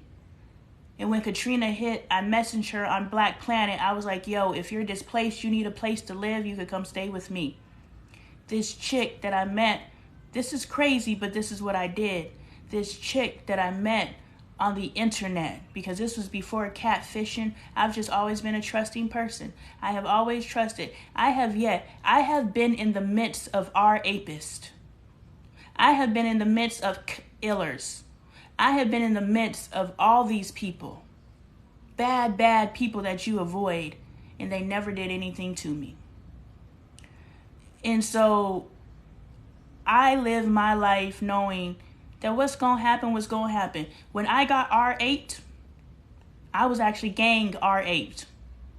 And it wasn't the bad man they tell you to avoid. I was gang R8 by my peers. Little 14, 15-year-olds did it. Not no mean bad man. Not someone I met on the internet. No, little boys that I went to school with. They did it to me. So the people who have hurt me in my life aren't the big, dark, looming figures that they show us to be afraid of. The people that have hurt me are the people who I should have been able to trust. So anyway, this young lady, she's I need to find her. She was a good friend, because when Derek died, her family, they looked out for us. It just, boom, moment to moment to moment to moment. And the beautiful thing about relationships, they don't have to always stay connected. That's why you can reconvene with someone for a moment and it be beautiful. You're not like, how come you don't call me? How come you... No, that's not this relationship. Because I met this chick on Black Planet, and she started teaching me how to grow my hair. Now when Katrina hits, I'm able to come to her and say, hey, if you need a place to stay, I know I'm in Arizona, but if you need a place to stay, come stay with me. She comes and moves to Arizona, and, you know, she joins a church, and someone, you know, gives her a car, and, you know, she's able to set in. Who am I not to have faith when I watch this woman lose her life, move to Arizona? This woman came out of nowhere and said, you could stay with me. This woman went from homelessness to a home. This woman went from nothing to joining a church, and this church gave her everything she needed plus money. So how can we ever not have faith? How can we ever think that any circumstance that comes into our life, we are not covered? As long as we are doing the work to have connectivity with Source, as long as we know that we are moving in spirit, we will always be covered. Don't worry. Build faith. All of these adversities are faith builders, because I watched this woman. We were in our 20s. Bailey was 5. Bailey was 5. Bailey was under 5. So whatever year that was. What I'm saying is, I should have learned faith then, but I didn't. Because I watched this woman where we were brought together because of her hair and her weight loss on Black Planet. When Katrina hit, I'm teaching y'all how to connect the dots. When Katrina hit, I offered her a place to stay. She moved to Arizona and she joined a church. And when she joined a church, she aligned with people who helped her get on her feet. She got on her feet and she's been running ever since. When Derek died, I posted, we don't talk. She and I, we don't talk. And that's not because of bitterness. It's just, I met this chick on Black Planet. The only thing we had in common was the fact that she grew her hair and I wanted to know how to grow our hair. So when we tried to build a relationship and have that day-to-day relationship, it just never happened because we're two different people. She's into some other stuff and I'm not into it. And I used to try to be into it, but I was just like, yeah, we're speaking two different languages. And for some reason we think in order to have a friendship, we have to think the same, move the same, speak the same. No. Oh, we don't have nothing in common. Opposites attract. Why? Because there's something there for me. There's something there for me. There's something there for you. And for us, she taught me about my hair. I gave her a place to live. When Derek died, her and her mom came together and donated $500 to help us bury him because we had a GoFundMe. So our relationship is based off of being each other, being there for each other in times when we really needed each other. She was like, me and my mom came and we want to give you this money because when I needed you during Katrina, you were there for me. So we're here for you. These are the type of people I attract into me. And that's why I can say friend. But she taught me about my hair. Here's another dot connection. She taught me about my hair. In her teaching about my hair, I started teaching others because any knowledge source that I have, I'm going to share with others because I'm a knowledge sharer. I'm a teacher. I'm an educator. And I've known that about myself. If I know something, everybody knows. And so I'm teaching her she's teaching me. I am taking that information and now I'm telling other people. But I'm like, maybe people aren't listening to me because I don't have credentials. Maybe if I go to school and become a cosmetologist and now I can say as a licensed cosmetologist, because that's what people say, as a licensed CPA, as a licensed therapist, as a doctor, we say these things. And people listen to us because we say these things. We trust titles. For some reason, we trust titles. We trust the police. Why? Because he's a police officer. We trust the principal. Why? Because he's a principal. We trust the teacher. Why? Because they're a teacher. We trust all these people. We trust the title. We don't trust the people. Because people are flawed as fuck. And they go and achieve these titles so that they have a space of authority so they can now abuse their authority. So for everybody to say we just got to blindlessly trust the police, no. People go and become police officers so that they can legally kill other people. People become police officers so that they legally can harass people. They can get away with things. There are little racist kids right now like, I'm going to become a police officer when I get older so that I can, join the Klan. Because that's all that is. Are there protecting servers out there? Of course. But there's also the Klan, which is what the police officer or the police force was when it first established. You don't think that they got rid of that just because, they let up on the oppression and the segregation and all the other Asians out there. You think just because they let up a little bit on that the Klan the Klan exited stage left from they established the police force. You think they handed it over and be like, okay, you guys do good for now on. No, it's still the Klan. So anyway, I went and I got my title and I went to cosmetology school. I met my husband. So now I can look at this individual who taught me about my hair on Black Planet, who taught me to grow my hair on Black Planet. She is the catalyst to me meeting my husband. So she came into my life so that I could meet my husband. I came into her life so that she had a home after Katrina. So you don't know why any relationship in your life is being established. You just need to move in spirit. And if you are moved to donate to my tip jar, it's right there. If you are moved to shop my merch, there's my art. She's 3-dimensional. If you are moved to purchase my book, buybooksontheweb.com. That's not mine, but if you're moved to support Felicia, she's on Amazon.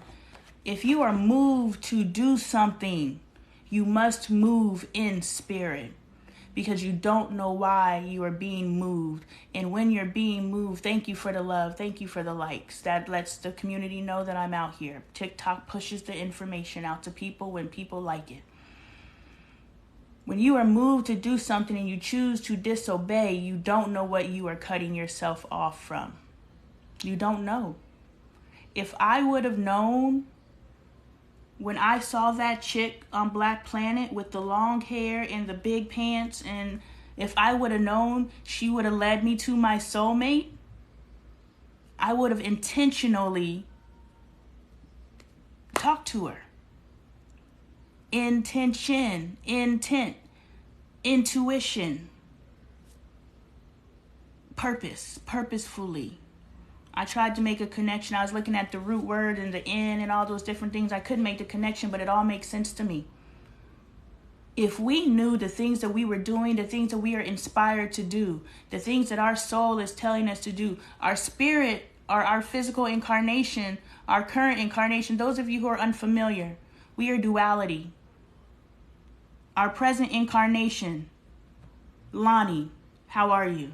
I am the vehicle that my soul, reincarnation, lifetime to lifetime. Thank you for sharing.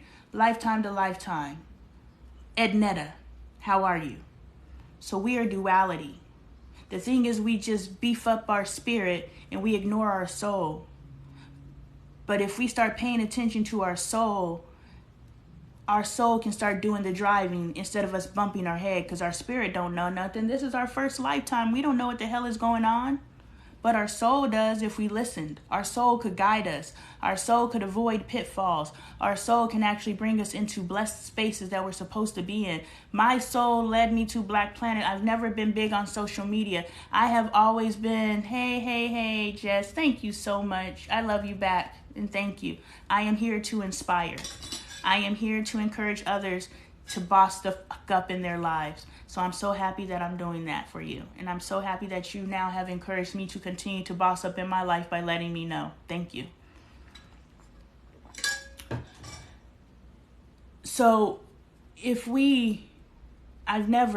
just thinking about my history with social media, Black Planet.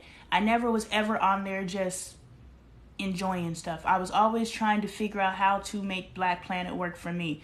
MySpace was the next social media thing. And that's when I started schmodeling. I call it schmodeling because I was smut modeling. I was not Tyra Banks. I was more Melissa Ford. So, I was like, boom, I got a body too. And if I could get people to pay attention to my body, then I can start speaking. I've always tried to get people to pay attention so that I can teach.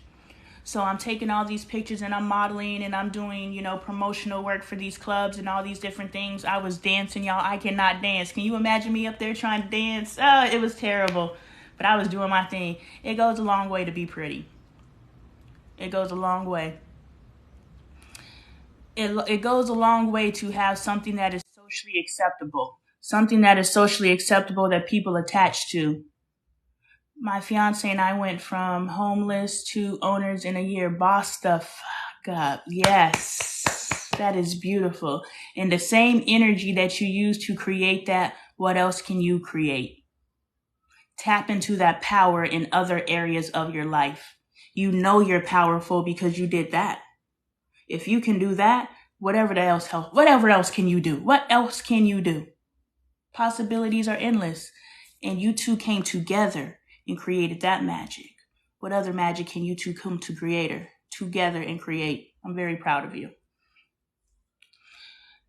And so, MySpace, I'm posting my ass all over MySpace, look at my ass. If you look at my ass, maybe you'll listen to my mouth.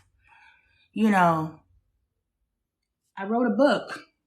during that era. During that era, I went by Trinity Jazz. Trinity, Triad. I was always making connections. This Trinity isn't the Father, the Son, the Holy Ghost. This was something about myself, but I don't remember what it was. But Trinity came from the three sides of myself that I had identified at the time, but I don't remember what it was. Anyway, I wrote a book. To spread knowledge and awareness, available at buybooksontheweb.com. Eventually, I'll move it over to Amazon, but right now it's on buybooksontheweb.com.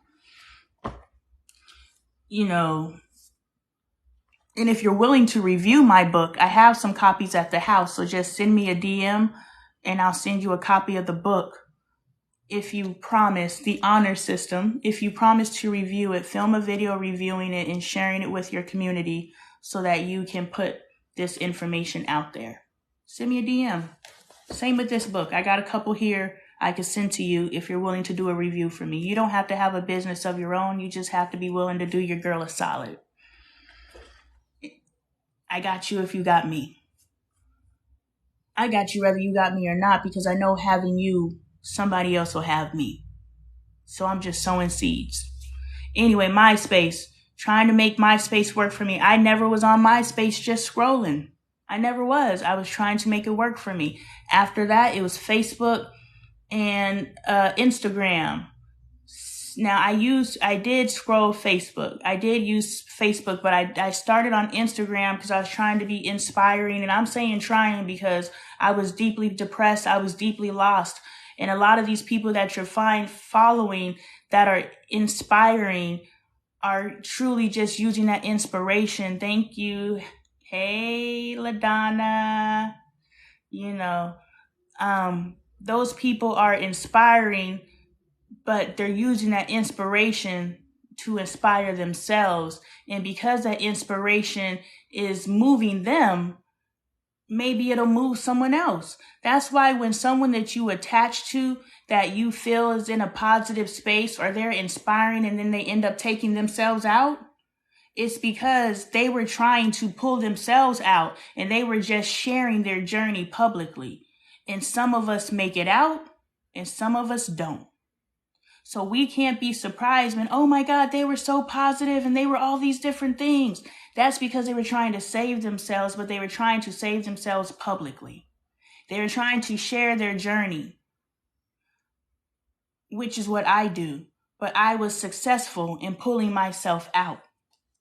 I was successful with pulling myself out. I was successful with ending the inner torment that I had. I was successful with stopping the negative dialogue in my head. The level of self-mastery that is required for you to change the dialogue in your head. The level of self-mastery. Are you willing to give yourself that? If you are willing to give yourself that, then you are willing to change your life. But if you are willing to just put a Band-Aid on it and some feel-good stuff, that feel-good stuff is only going to feel good in the moment. The key is when you walk away, are you still in it? That's why when me and Dre were in Jamaica and I was like, my God, this energy that we're in, like something happened. Something broke between us and broke through. Something broke through between us while we were in. They said that the Dunn's River water was healing. And I'm thinking medical healing, right? The water in Dunn's River healed my marriage because something happened while we were in there and me and Dre just became extremely touchy-feely. And in the beginning, I was uncomfortable with it. I was like, first, all this public displays of affection, you patting my ass and, you're doing all these things. Thank you so much for the love, guys. I'm not acknowledging it because I'm talking. You're not here for me to sit here and acknowledge your hearts. You're here to hear the talking. So I'm going to continue to do that. I felt uncomfortable. People seeing me and us touching like this, so the public display of affection, it's not that I have a problem with him displaying affection to me publicly. I have a problem with what will people think with this man touching me publicly. Is it truly that you have a problem with it or you have a problem with what people will think? And I had to check myself because we're self-checking now. And I had to check myself and I was like, I don't have a problem with him touching me. It actually feels good to be touched. It feels good to be loved. To be loved. To be loved. It feels good to be loved. But what will people think? I don't give a fuck what people think. This is a moment between me and my husband. And I want it. So I allowed it. I said something because I was just like, this is weird. This is different. We don't touch like this. But I know he wants to touch like this. My husband is very, or was very touch deprived because I'm not a toucher. He wants to touch. He wants to rub. And I'm just sitting here, 1,000, 2, 1,000, 3, 1,000, 4, 1,000. Okay, get off me. You know. But something in that Dunn's River, it brought us closer. It removed a barrier between us. That photo shoot with Byron removed a barrier between us. Me and my husband argued from Arizona to Jamaica. And it wasn't a continuous argument. It means the argument started in Arizona. We got on an airplane and we were quiet. We landed in our first layover. I think it was Chicago or something. It resumed. Dre piped up into Chicago airport and was yelling at me. And I walked away from him because I was like, you ain't going to disrespect me like this. And I walked away from him because I was still in America. And I got that American mentality where I know if I walk away, I'm going to still be safe. You know, we got to Jamaica. My ass didn't walk away from shit. I'll be mad at you, but we going to stay together. Especially I know that they're abducting people and getting their organs and stuff. Like, yeah, we're stronger in numbers. Anyway, we get there and the fight continues. We get on another airplane and we stop talking because we're on the airplane, we're sleeping or whatever. We get off the airplane and we're in the bus riding to our resort. And usually, hey, look at that. Hey, look at that. Da-da-da. Little conversation about what's going on. We're having a conversation. He's over there and I'm over here because it's still, I was like, look, I'm not giving you my energy until I can talk to you and address you about the way you disrespected me. So you don't get to enjoy me until I get this up off of me. So I am intentionally, I'm not shutting my energy down. So the energy is very different than in the past where I'm just like, I'll show you. I'm about to fuck up this whole trip just because I can. No, it wasn't an energetic shutdown. It was a, you do not get to disrespect me. You do not get to publicly disrespect me. And then I give you access. I give you free access to me. You still get to enjoy my personality. You still get to tell jokes with me. You still get to laugh with me. No, you don't get access to me until I'm able to address this. And this is me having my standards. You remember yesterday where I said, know your worth. These are your standards up front. Then add tax. These are your expectations as things arrive. I did not have standards when I came into the relationship with my husband, which means my husband can treat me however he chose to treat me. But the lucky thing for me is I found a good man who knows how to treat people. So even though I came in and not knowing my worth, the way that he treated me taught me my worth. And now he provided me a space to now grow standards. He gave me the safe space to establish standards that my parents should have. My husband provided that space for me to now establish standards for myself. And now that I know my worth, I'm going to tell you what my expectations are. Available at LoneeTaylorArt.com. I'm still going to sell this hat to y'all. Y'all just, I told you I'm going to teach. We're going to get to it. But anyway, you know, we get to Jamaica. We get in the privacy of our room. And I'm like, okay, now I can talk to you.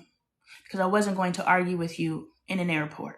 You were willing to argue with me in an airport. Like, this nigga got loud with me. He's never gotten loud with me before, but he got loud with me before. He is turning into me. As we are doing this spiritual evolution, I am seeing how I am becoming him and he is becoming me, which means I am more calm, I am more passive, and he is more confrontational.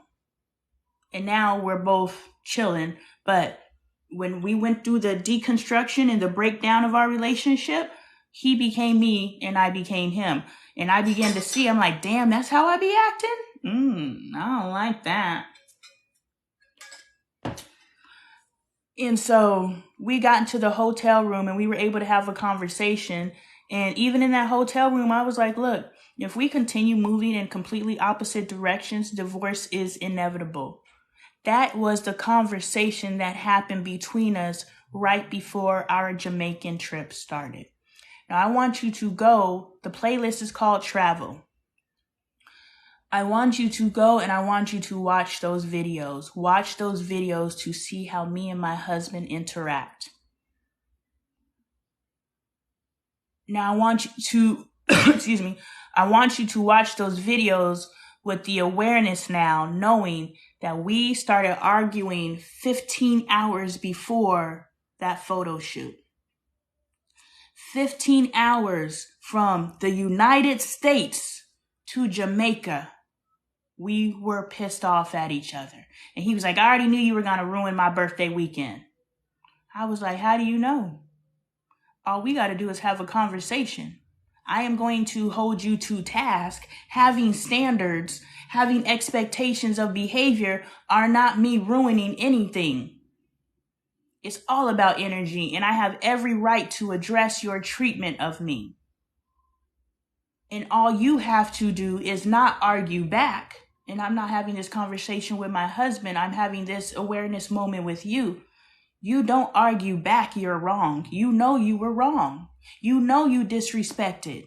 Own your and apologize. And sincerely apologize. And in the beginning, my husband's apologies were not sincere.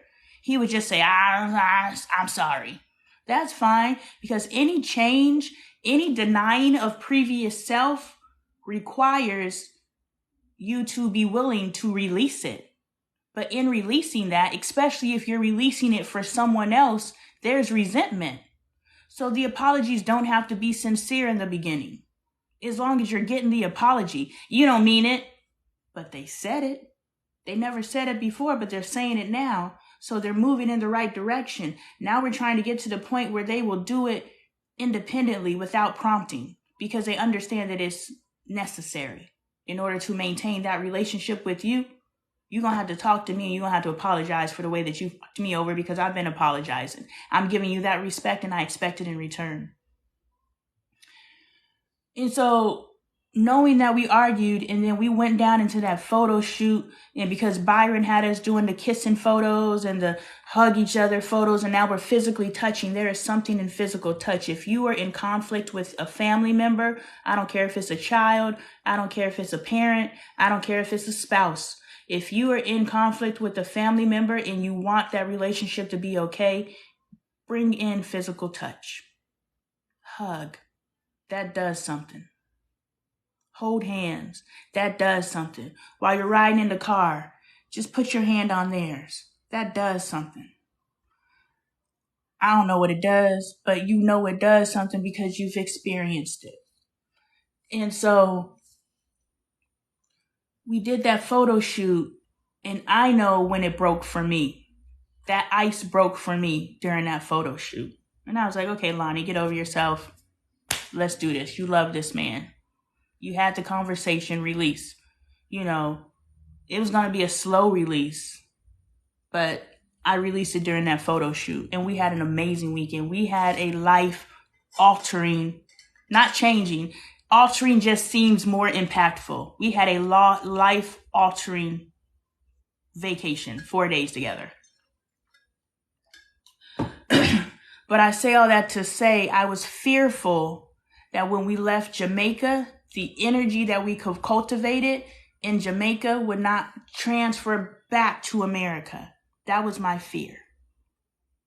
That we were in this beautiful little cocoon, and then once we got out of this cocoon, we will revert back to our old selves. But I'm happy to say that we were able to take that energy that we cultivated there, and we realized that what we created here, we can recreate here with intention. And I don't remember why I got on that, but I think I made a point.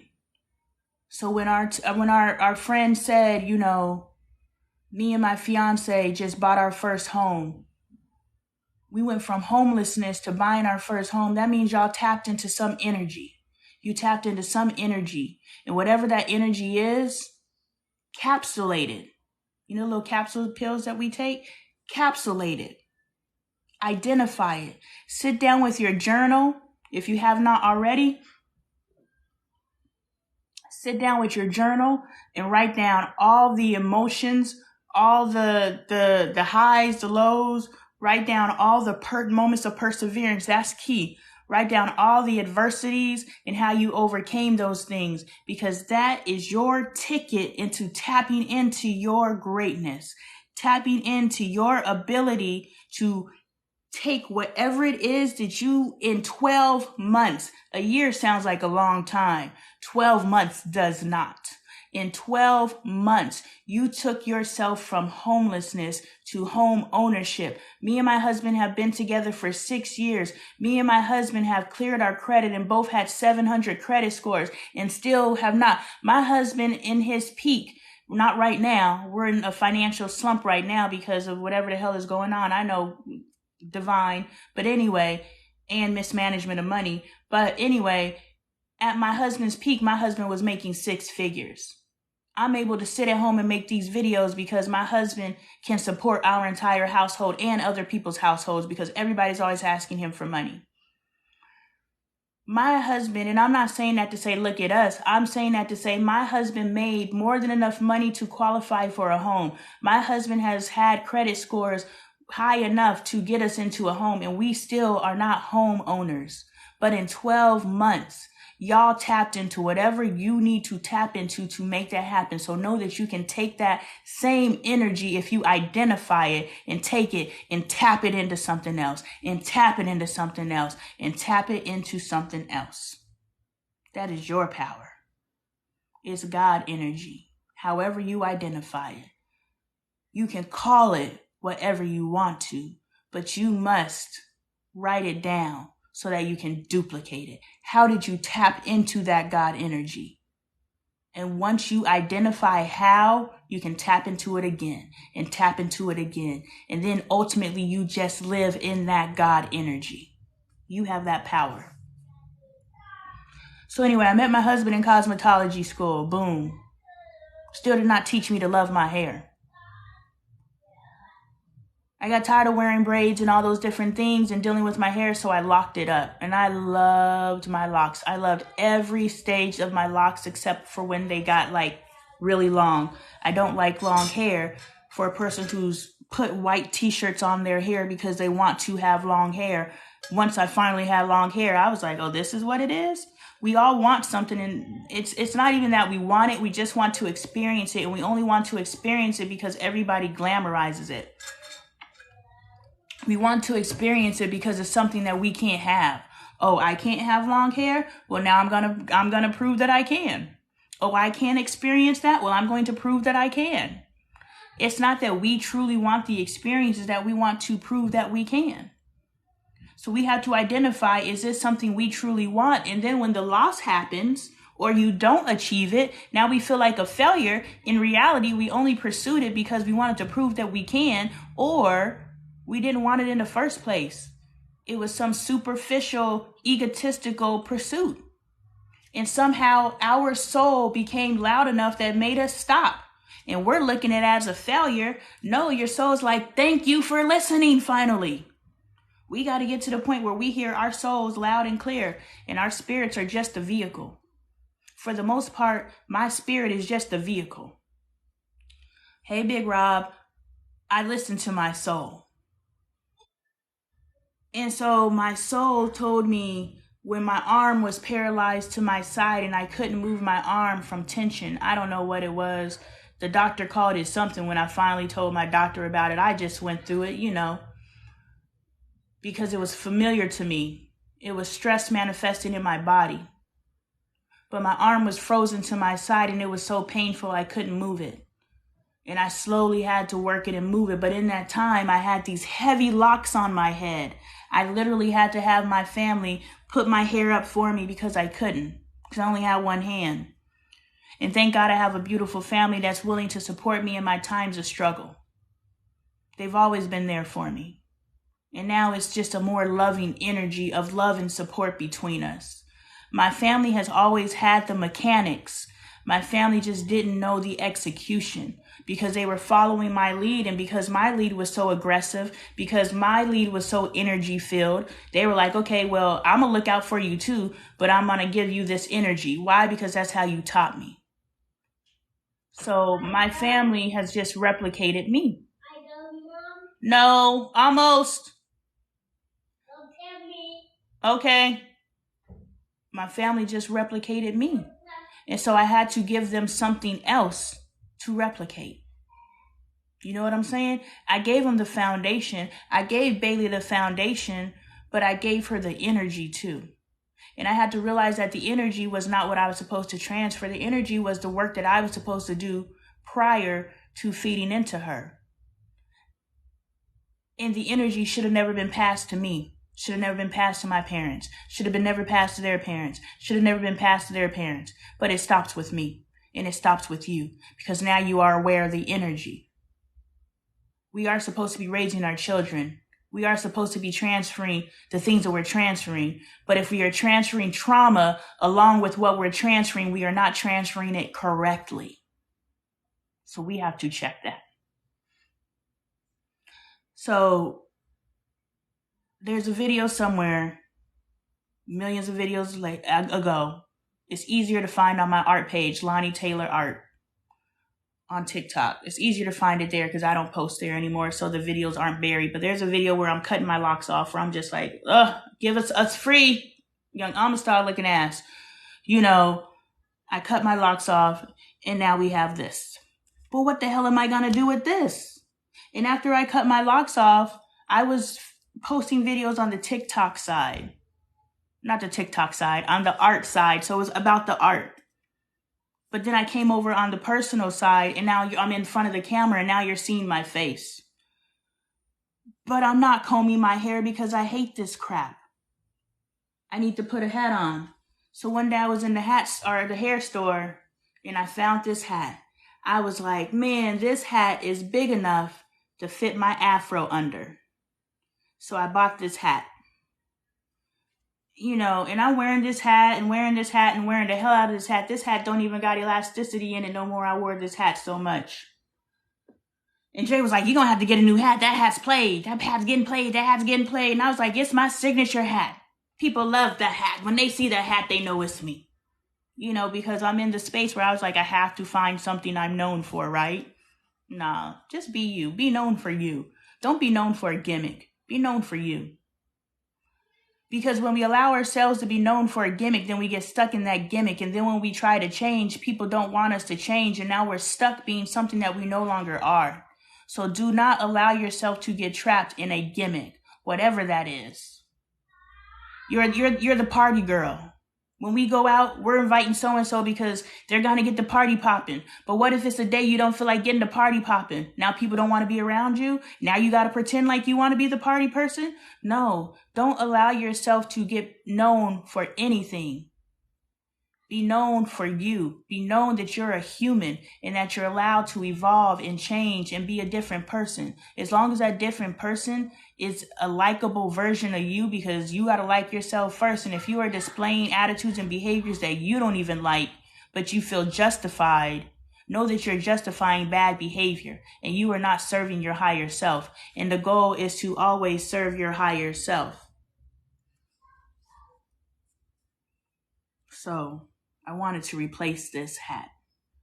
When I first got on the TikTok side, and my original practice was, it was the Black Girl Follow Train. So my original practice to grow this network was, I go in and I watch 3 of your videos, I like them, I copy, share link, and I comment. That was my original practice. That's how I know Big Rob. That's how I know a lot of you guys, because I would exchange comments and views with you. And in that, I found a young lady who makes hats. And she doesn't only make hats, but she made what she refers to as slouchy hats, which means she makes hats that have space in the back. Yes, Jess, that's how we found each other. And we've been rocking ever since.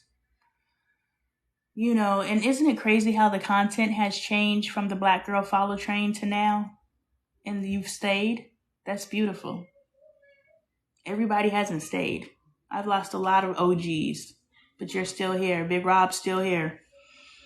She made these things called slouchy hats, which had the space in the back. And I looked at those hats and I was like, that hat looks a lot like this hat. And I bought this hat because I need to fit this afro in there because I'm not combing my hair. And everybody's like, girl, you need to comb your hair. Yeah, I should, but when I comb my hair looks like this. Like it looks the same because I don't know how to comb my hair. So you rather see the hat than any effort that I make. And yes, I'm a licensed cosmetologist.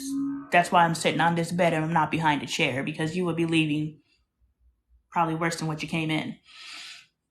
So I noticed the similarities. Her hats did not have brims on them though.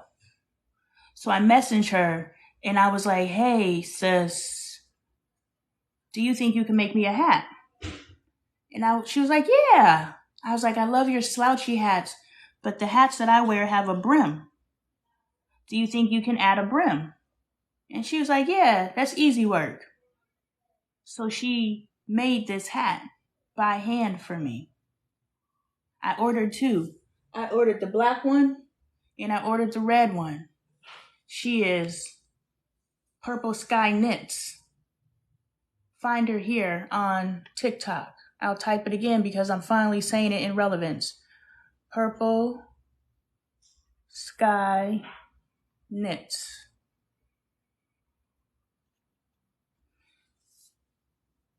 She made this hat, and I think it's called the Camden Cap. This is called the Camden Cap, inspired by me, because I needed a hat that was attractive, that was functional, that was breathable. It was cute, that I could wear while I'm not combing my hair. And that's how I found Purple Sky Knits, a sister on here, small business, doing her thing. So please go follow her at the very least, engage with her and let her know, keep going. At the very most, go pick up a slouchy hat. If you like to wear hats, go pick up a Camden cap. Go let her know, yo, Lonnie told me about the Camden cap. Can I get one? I told her she needs to get a solid brim because I don't like the little flexible brim. I'm going to be honest with you guys. I told her I don't like the flexible brim. But I don't mind it because I flip it up like that with my Dwayne Wayne. Or I could pop it down like that, but I just flip it up and now we good. You know, things don't have to be perfect. When we go to review something, I want it to be impressed. That translates to I judged it and I looked for problems. And if I can't find a problem, then I'm impressed. We approach each other, we approach situations where we're looking for a problem. Because if we're looking to be impressed, that means that we are looking for them to do something that doesn't impress us. You understand what I'm saying there? If we are looking for a flaw, we will find it. But if we read to be fed, to support, if we do those things, then I can give a review. I can be honest and be like, I don't like this brim. I communicated that to her, and you can communicate to her if you wanted a solid or a floppy brim or whatever. This is the first time she worked with the brim, and she sent me a picture and I was like, sure. But then when I got it, I was like, hold up, this brim don't move. I like the solidity of this brim, but I've learned how to work around this brim. And I wear it both ways. Depends on how big my fringe is. But do you see how I'm about to turn this into a home shopping network?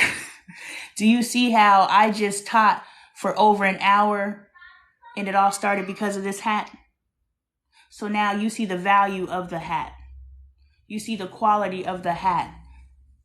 I'm supporting another Black-owned, woman-owned business, but I'm also uplifting you. And that's what we're going to do here. Spirit spoke to me. Spirit spoke to me and said, And a piece of that, I was so upset about the TikTok shop when they denied me. But someone, I think it was Patricia, she's a part of the community. Patricia said, maybe your vision, maybe your assignment is bigger than the TikTok shop. And I was like, boom, why can't we replicate that on an independent scale? Why can't we as small businesses, and we ain't got to pay a commission to nobody. All the consumer has to do is be willing to go to an external place to buy. You go to Walmart, you go to Amazon. Why are you more apt to buy just because you get to stay within TikTok? Why can't you support someone? Why can't you push yourself one step forward and go to someone's independent website so they could keep more of their profit instead of paying TikTok a commission, paying whoever, referred it a commission, so people are getting less of their money, but it's easier for you to support. You understand, Nova. That's what is up. You understand. So if you guys are willing to review one of my books for me, if you're willing to read a few pages, read whatever is necessary for you in order to do a review, let me know. Send me a DM and I'll send you a book. And so now let's go. Someone told me that I'm blaming Black women for the plight of our community. And I told them I'm not blaming Black women. I was like, when you acknowledge something, that's not placing blame. Blame is limited. Blame is saying that there is no solution. Blaming is saying that someone did something wrong. I'm not saying anyone did anything wrong, and please do not get attached to language. I'm using the language that I have available to me in this moment. So you can't say, you said, I probably did, but I used the language that I had to use. So don't get caught up in language. And please get this message. I said, I'm not blaming anyone, because to blame is to say that someone did something wrong. And if we are doing all we know to do with the awareness that we have in the moment, who's to blame? I blame the slave masters. Because before we came to this country, we were thriving, which means we knew how to love, which means we knew how to raise, we knew how to care, and we knew how to transfer into the next generation for excellence. We knew. But then we got to this country, and every country, every body of land has their oppression story. And I was not unaware. What's the word where if you're removed from something, you know it's happening, but as long as you're not a part of it, I was blissfully unaware. Like, I know I know Haiti's going through their thing. You know what I'm saying? I know Africa's going through their thing. I know Jamaica's going through their thing. I know that all of these Black and brown countries are going through their thing, where the white man has come in and tried to conquer and take over, because that's how they rule, is through oppression and conquer and take over. We can't peacefully coexist, which every brown and Black country that the white man has entered, they try to peacefully coexist. We got some peaceful coexisting going on here already. But then when the white man comes in, they come with the treachery, and they must rule through oppression and take over. That's that supremacy. And so, what the hell was my point? Blaming. We knew who we were before the white man entered our lives. So the problem within the Black community, to me, and I used to hate it, it roots back to slavery, it roots back to slavery. I'm like, it's 2023. Can we stop blaming everything on slavery? But there's that word again, blaming. As long as you continue to blame, you are not doing the work to evolve. You can acknowledge. Acknowledging and saying, yes, this is the source. This is what we need to address. And this is where we have work to do. Blame is saying that's the problem and it stops there. So let's all get into this energy of this is the problem, this is the problem, this is the problem. That's why this whole black men against black women and black women against black men, and we can't come together because we are mortal enemies. How are we mortal enemies when we are the mothers and the fathers of civilization? How did we create civilization if we hate each other? That's just a lie that we have received and that we continue to allow to replicate in our community. We can never come together because we are believing the lies that have been told to us since the moment that our oppression in this in this country started. Whatever your oppression is, whatever your backstory is, whatever your history is within your country or your body of land, it started there. That's to blame. But we can acknowledge that we are continuing to replicate those divisive beliefs and behaviors in today's society. And if you like what I'm saying, please tap the screen. Please show love because that tells TikTok to push it out. Please share the lives because that tells TikTok to push it out. But what I'm saying is, Black women, I am not blaming you. I am saying that you used the tools that were available to you. And now we know that more tools are available to us. So the first Black woman that I looked at was the one staring me back in the mirror.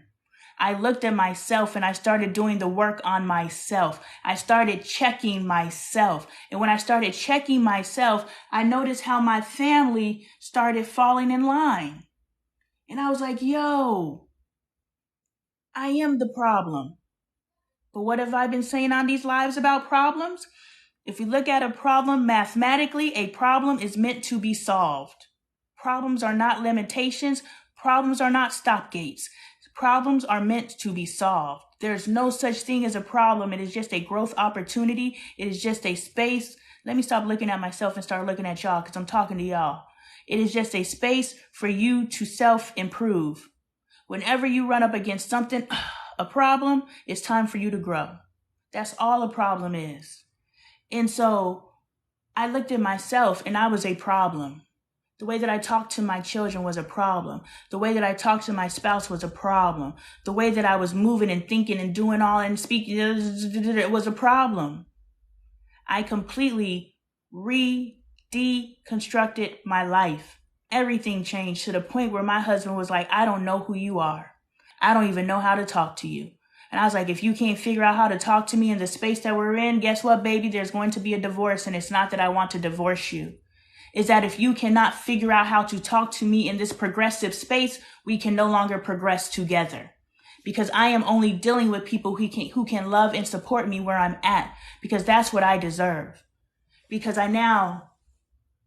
you taught me to have standards. You taught me to know my worth. But now I'm adding tax. Available at LoneeTaylorArt.com. I am now adding tax, which means I love how you treat me. It's perfect. This is beautiful. But now I want you to talk to me different. I don't want you to tell jokes at the expense of me.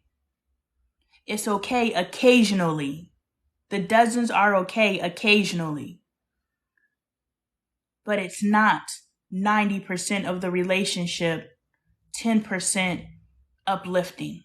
I want my relationships to be 90% uplifting, 10% I'm on your head. Because if I'm on your head, that brings me so much joy. It brings me so much joy to be on my husband's head. But since I switched from always being on my husband's head and looking for a way to get a zinger in there, a zing, in order to be able to, breathing ass nigga, breathing up all the white man's air, Uncle Ruckus looking ass, instead of looking for a way to get on my husband's head, I'm looking for ways to love on him. And because I'm looking for ways to uplift him and love on him, he is now looking for ways to love on me and uplift me. And it was a journey, y'all. It wasn't easy. That's why people are like, you don't need to be showing this. Why not? If I only show you guys the easy parts, you are not going to see the healing parts. And the healing parts are the parts you need to see, because you are going to hit that turbulence. You are going to hit the point where it just gets real crazy.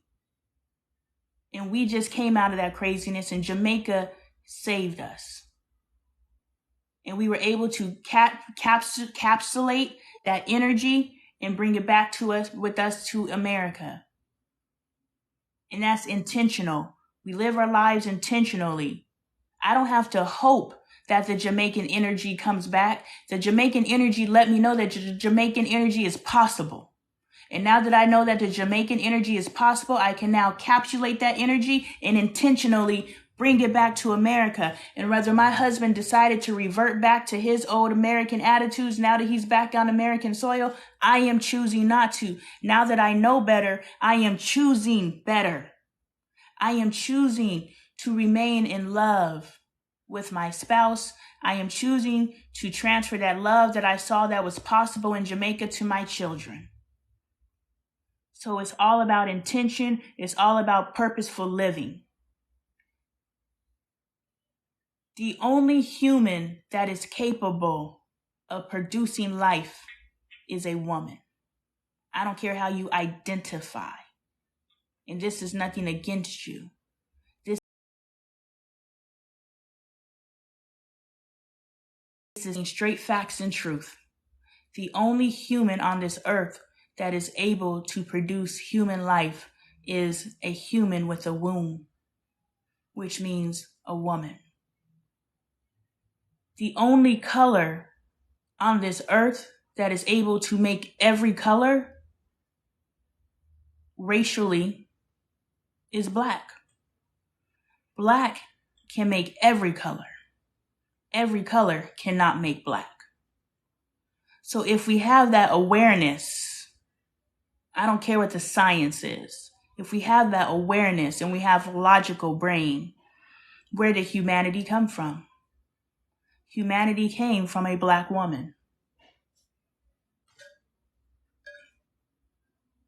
Argue with yourself, because you're not going to convince me otherwise. What was the first thing that a black woman produced? A black man. Thank you. So, if the original people walking this earth were black men and black women, how can we not know our power? How can we say, how are you blaming me for the problems in our society when you are the mothers? When I decided to change the energy in my home, the energy of my home changed because I am the mother. I run this shit. And that's nothing against my husband. In America, soil was a black woman. You better preach and talk, Nova. I could just call you Nova, or do you want me to call you Nova America? Self-made millionaire, I mean. Was that Madam C.J. Walker, or who was it? Teach me, educate us. You know what I'm saying? The first black woman. That's why when y'all out here, not y'all, but when y'all out here hating on Pinky Doll. Okay, no, I'm gonna call you. I give everybody a nickname, but now I'm to the point where I ask permission. Sorry, I get the build up around my mouth for talking so long. Oh, yes, y'all talk to each other. Go ahead and talk to each other. That's what this is. We are a community. We vibe out on every level. If y'all choose to listen, then y'all listen. If y'all choose to love on me and tap your screen, then you love on me and tap your screen, or donate or buy some merch, purchase some merch to support the community.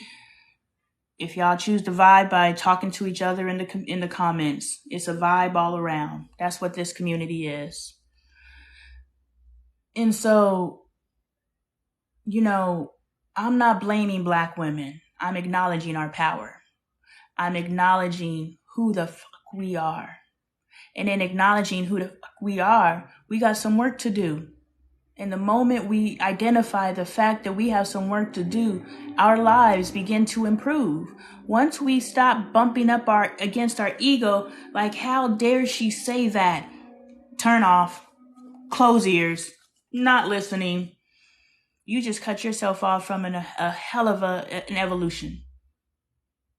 Because one thing we should know about ourselves is that we can always get better. We can always achieve more. And we understand that when it comes to money. We understand that when it comes to things. We understand that when it comes to a bigger house. We understand that when it comes to a better car. Bigger, better, bigger, better, bigger, better. Things. We understand that, but we don't understand that with our spirituality, and we don't understand that with our physical incarnation and the things that we can do in our thinking and our speaking and our thinking and our being. We don't understand that we can be better. But if you're listening here today, we can and we are better if we choose. And I choose. And I choose to share that with you so now you can make the choice. If there's anything within you that you don't like, start there. Start simple. You say something to your kid or you say something to your spouse and you're like, ooh, probably shouldn't have said that. Next time you say it, apologize. Next time you say it, stop yourself short. Next time you don't even say it, but you think it. Okay, now I got to stop thinking it. And then you stop thinking it, and then you now healed yourself. That's the process. And I teach that in my book. I teach you that process right here.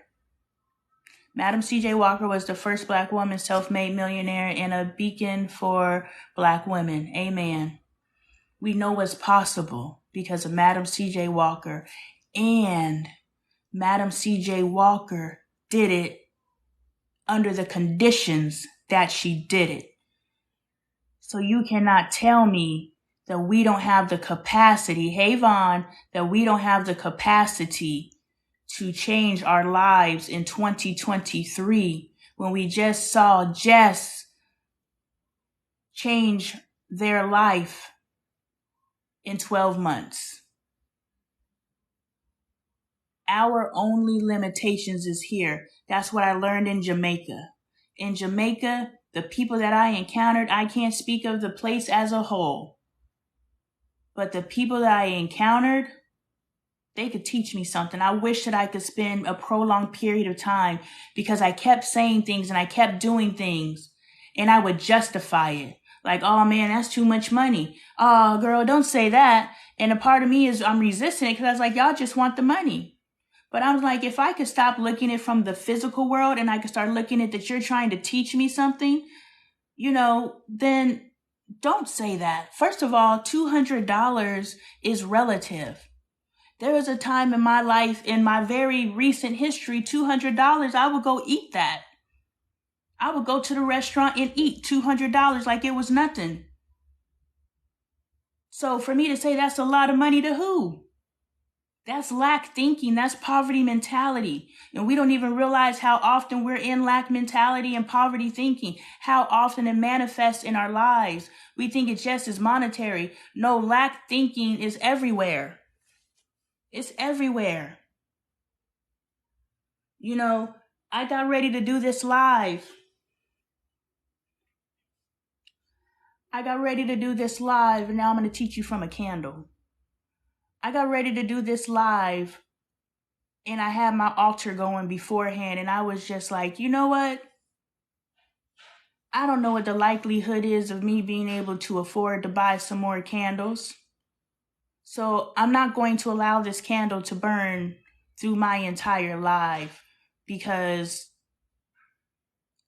I don't know when I'm going to get some more candles. I got to preserve what I got. Lack mentality. I got to preserve what I got. But I was like, I really want my ancestors to be on this live with me. I want to invite them in. So therefore, I cannot put my candle out because that is a part of the elements that are necessary in order for me to tap in for me. I don't know about anybody else's ancestral work, but for mine, I need to have the air. I need to have the fire. I need to have the water. I need to have all the elements present in order for me to tap in. Thank you, Von Treese. And so I said, I'm going to let this little light of mine, I'm going to let it shine. I'm going to let this candle keep burning because I can't half-ass my ancestors. Am I going to invite them in and rely on their energy to do what needs to be done, or am I not? If you're going to do it, do it. If you're going to live in lack thinking, go on, hide it under a bushel. Go on. But I said, no, I'm going to let it burn. And I have burnt this entire candle during this 3-hour live. But guess what? Let me put this back without burning myself. Those of you who know Lonnie knows Lonnie's going to burn herself if she don't stop and pay attention, because I'm clumsy as... So that was a chance for me to squash lack thinking. Burn the damn candle. When it's time for you to get some more candles, you'll get some more candles. Are you going to live in lack or not? If you choose to live in lack, we can't vibe because we're trying to get out of this space. Yes. I got 30 more minutes.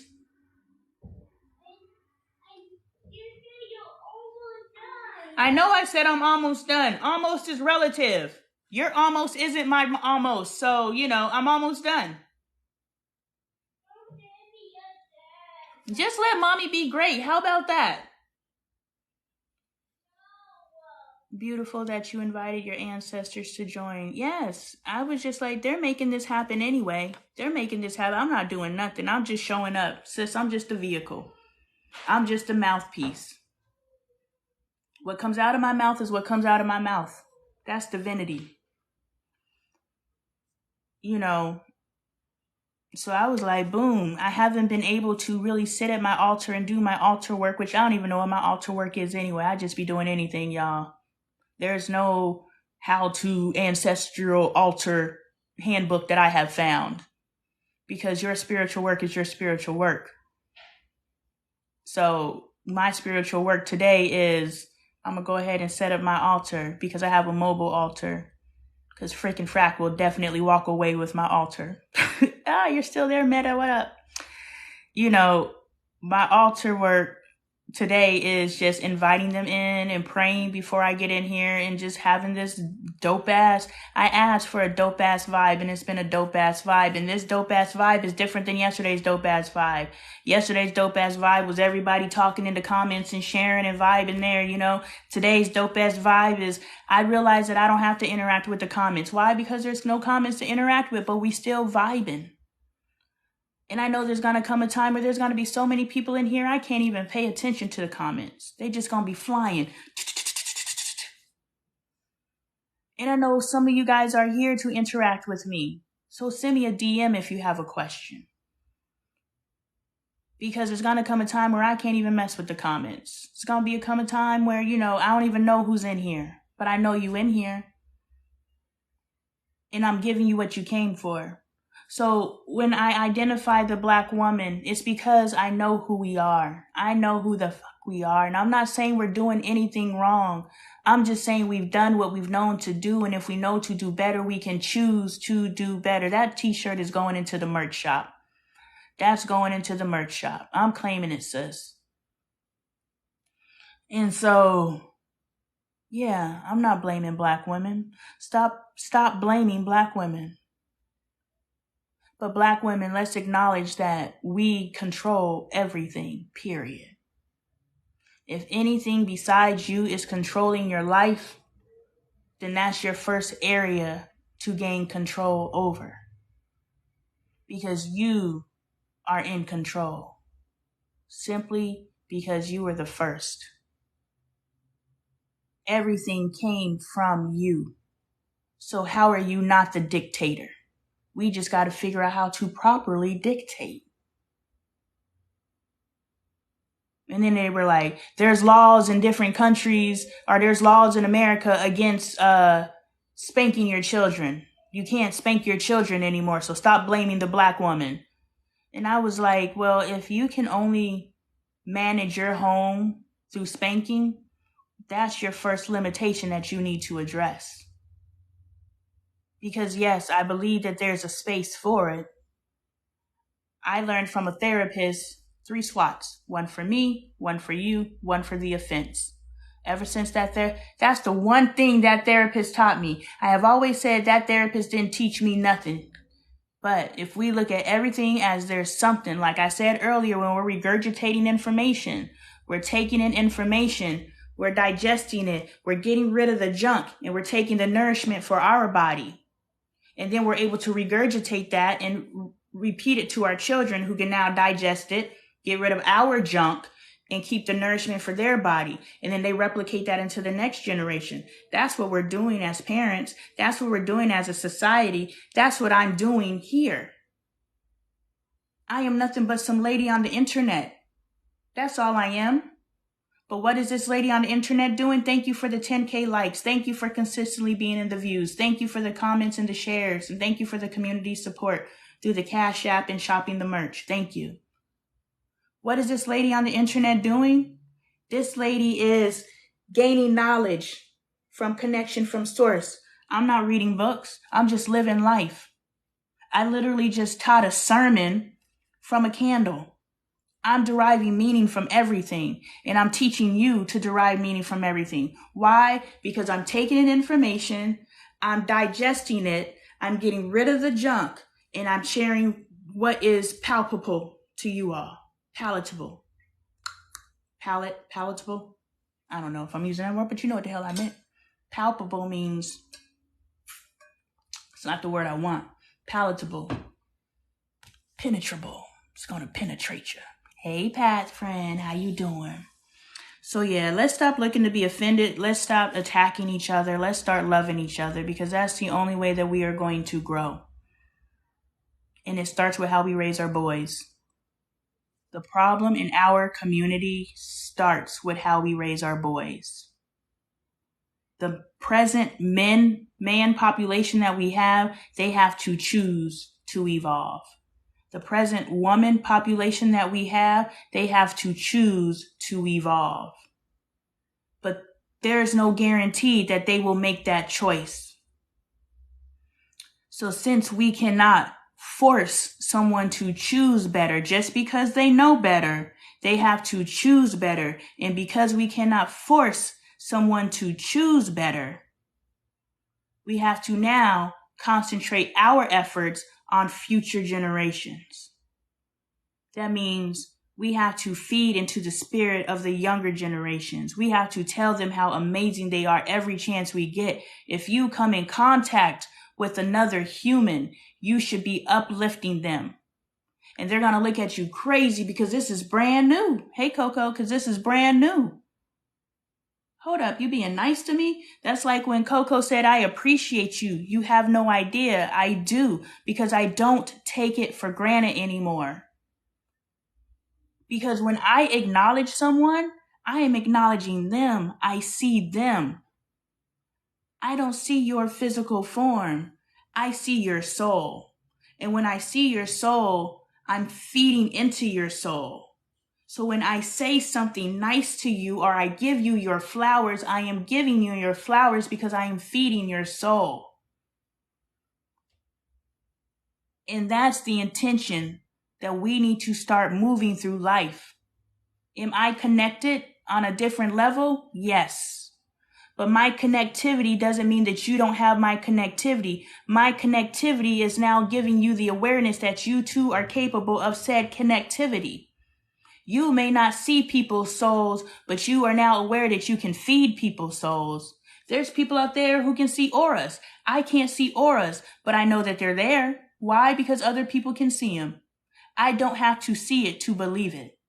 I believe your experience. If you say it's possible and enough people say it's possible in the spiritual realm, then boom, it's possible. So if I'm able to speak into people's souls, and how I do it, and this is what I told you, Jess, it was God energy, but if you identify how you tapped into that God energy, you can tap into it purposefully.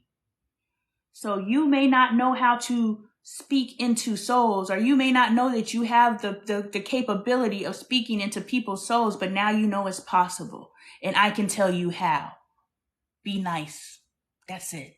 Be nice. Share love. Love the next human you come in interaction with. And love is something as superficial to us as holding a door for somebody. Love is something as superficial as smiling at somebody. Love is something as superficial as saying, okay, girl, I see you. You pulled that outfit together. But we as Black women compliment all the comp words came in, and I was like, no, it's not concentrate. No, it's not. No, it's not. No, it's compliment. We compliment each other externally. Therefore, in order for us to gain more compliments, we must continue external things. Y'all want to know how y'all compliment me?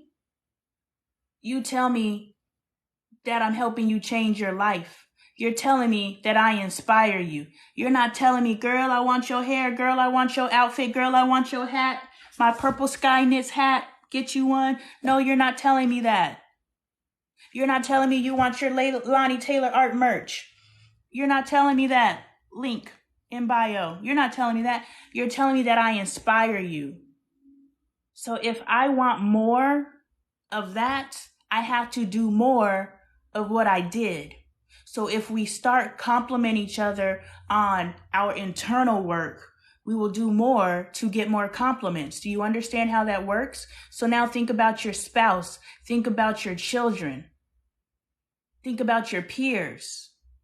If you want more of the good stuff, as within, so without, if we want more of the good stuff, we must start focusing our compliments and our growth opportunities on the good stuff. I really love how you looked out for that person. Dang, I saw how you gave that homeless man $2. All right, that's what the fuck is up. I'm going to give $2 too. Good job leading by example. That's how we start shifting our environment, because the people who may not be receptive to this message, they'll be receptive to your message once you take it in, digest it, get rid of the junk, get rid of the Lonnieisms, because I'm going to give you everything with a Lonnieism. You already know what this is. You got to sit through me, being me, in order to get this.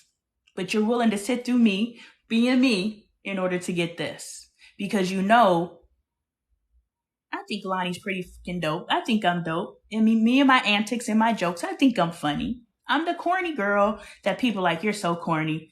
But I'm actually very funny because my jokes I don't think the things that everybody else is funny. But I see the hypocrisies in life and I joke about the hypocrisies. Like, that's freaking hilarious. Like, I just posted a video.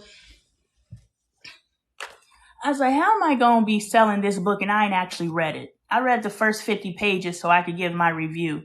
But I was like, let me actually read this book because I'm actually interested in what's going on in this book. She developed these characters so well. There's the cover, Ebony Ferrishoe. So I started reading this book last night. And it was talking about how he was able to insert a certain number of fingers. This is about to get adult real quick. I'm ready for my numbers to drop because whenever I talk about adult content, y'all run away. Whenever I talk about men, y'all run away. It's funny. But the kicker thing is, a lot of y'all are dealing with issues in the bedroom. A lot of y'all are dealing with the opposite sex. But when I start talking about the opposite sex and I start talking about issues in the bedroom, y'all run away. I might give you something. We ain't going nowhere. That's right, Pat. What, Michael, Caden? 20 more minutes. I'm almost done. Act like mommy is still asleep. You don't have to engage. Go do what you were doing and enjoy yourself. Enjoy your freedom. Because freedom is beautiful. Enjoy it. Because have fun. Do you know what have fun means? Go have fun.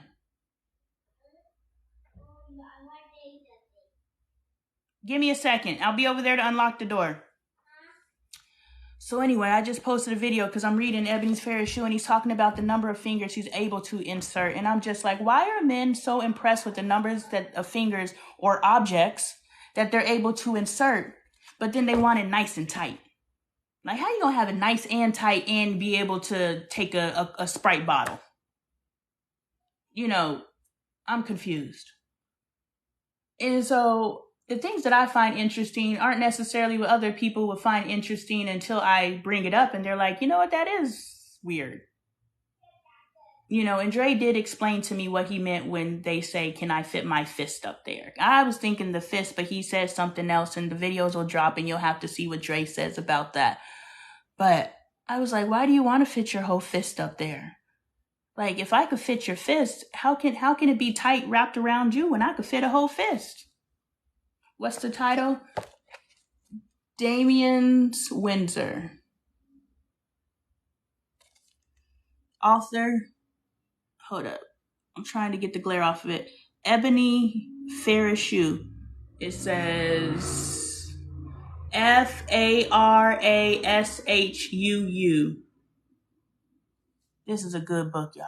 Like, I know I read the first 50 pages because I was like, I just want, hey, how you doing, Tax Pearl? You know, I love how y'all call me Apple. That's so funny to me. And then you put little apples in the comments. That's so funny to me. I love it. Oh, I told you guys. Hold on. I got on shorts today. A couple lives back. I don't know if y'all can see it. I said my first tattoo, when I was a kid, I was like, when I get a tattoo, I'm going to get an apple with a bite out of it with caramel dripping down. I ended up being Mrs. Appleton. I'm just saying. Girl, this tattoo is a hot boiling mess, and so are my other 4, but we here. I actually like this one. My nickname when I was a kid was Champion, and I appreciate it. I receive it. If you think it's cute, who am I to tell you what you believe to be true is not? Just because I don't agree with that. I don't disagree. You actually just spoke life into me, and I was like, nah, girl, don't speak life into me. Tell me it's ugly. I think it's ugly. No, you just spoke life into me, and I receive it. Thank you. You just elevated me. Thank you, Tax Pearl. See, you showed up right on time. And no, it doesn't look bad. It doesn't. It's a good tattoo. But people have told me there's problems with it and it's corny. And so then that has shaped my brain into thinking that there's a problem with it and it's corny. And I had to now attach to groupthink. When in reality, this is all I've ever wanted. When I turn 18, this is the tattoo I'm going to get. And you just confirmed that it was a good idea. And I repeated what was told to me instead of what I believe, which is I like it too. So you just grew me. You see how we can grow from everything? Now we don't have to tell, I'm telling the process because I'm teaching. I'm teaching how my mind works, because if I teach you how my mind works, even though your mind doesn't work like mine, you can learn to train your mind to work like someone who thinks. And I'm not saying you don't think.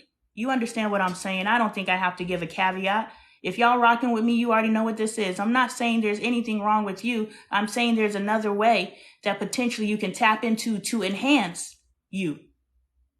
We should be enhancing ourselves, right? There doesn't have to be anything wrong with us to choose to enhance. That's why when I told my husband, I was like, I love the way that you love me, but I know that you can love me differently. What's wrong with how I love you? There's nothing wrong. You taught me how to love myself. You're the one who taught me how to know my worth. I didn't know my worth before my husband, because every human, not just man, every human before my husband treated me like because that's what I allowed into my life. I thought this was my worth, because if you encounter enough crap humans, hey Trinity, if you encounter enough crap humans, you believe all humans are crap. I received and I believed that all humans were crap until I met my husband. And my husband is the most genuine, dopest human I know. And I wonder if I'm the most genuine, dopest human he knows. I don't know if he'll ever tell me. I'm going to ask him tonight. But I wouldn't know if it was, who am I to doubt his truth? Whatever comes out of his mouth is his truth.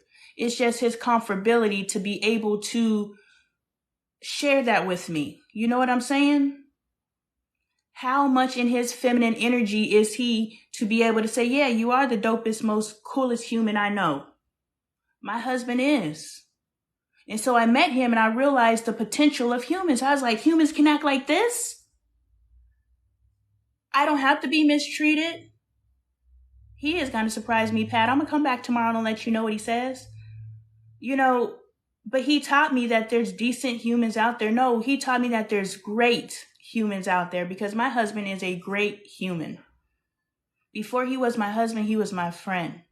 And he was my friend not because of anything, because I always tell the story of our friendship. And I was like, we don't have a typical, moment to moment to moment to moment, maintain things. No, we had moment, silence, silence, silence, silence, moment, silence, moment, silence, moment. We did not have the traditional friendship. But all of our moments were beautiful. Every moment that we had together, he was just cool. He didn't feed into me or any of those different things, but I guess he did feed into me because he was showing me he was a dope-ass human being. He was teaching me. If we can learn something from everything, just by my husband being who he is, he taught me what's possible. And so now that I know that people like him walk this earth, I seek people like him, and I now know my worth. Boom, that was a bar. I now know my worth. And because I know my worth, I will not accept anything less. I will not accept anyone who does not treat me the way that I want to be treated.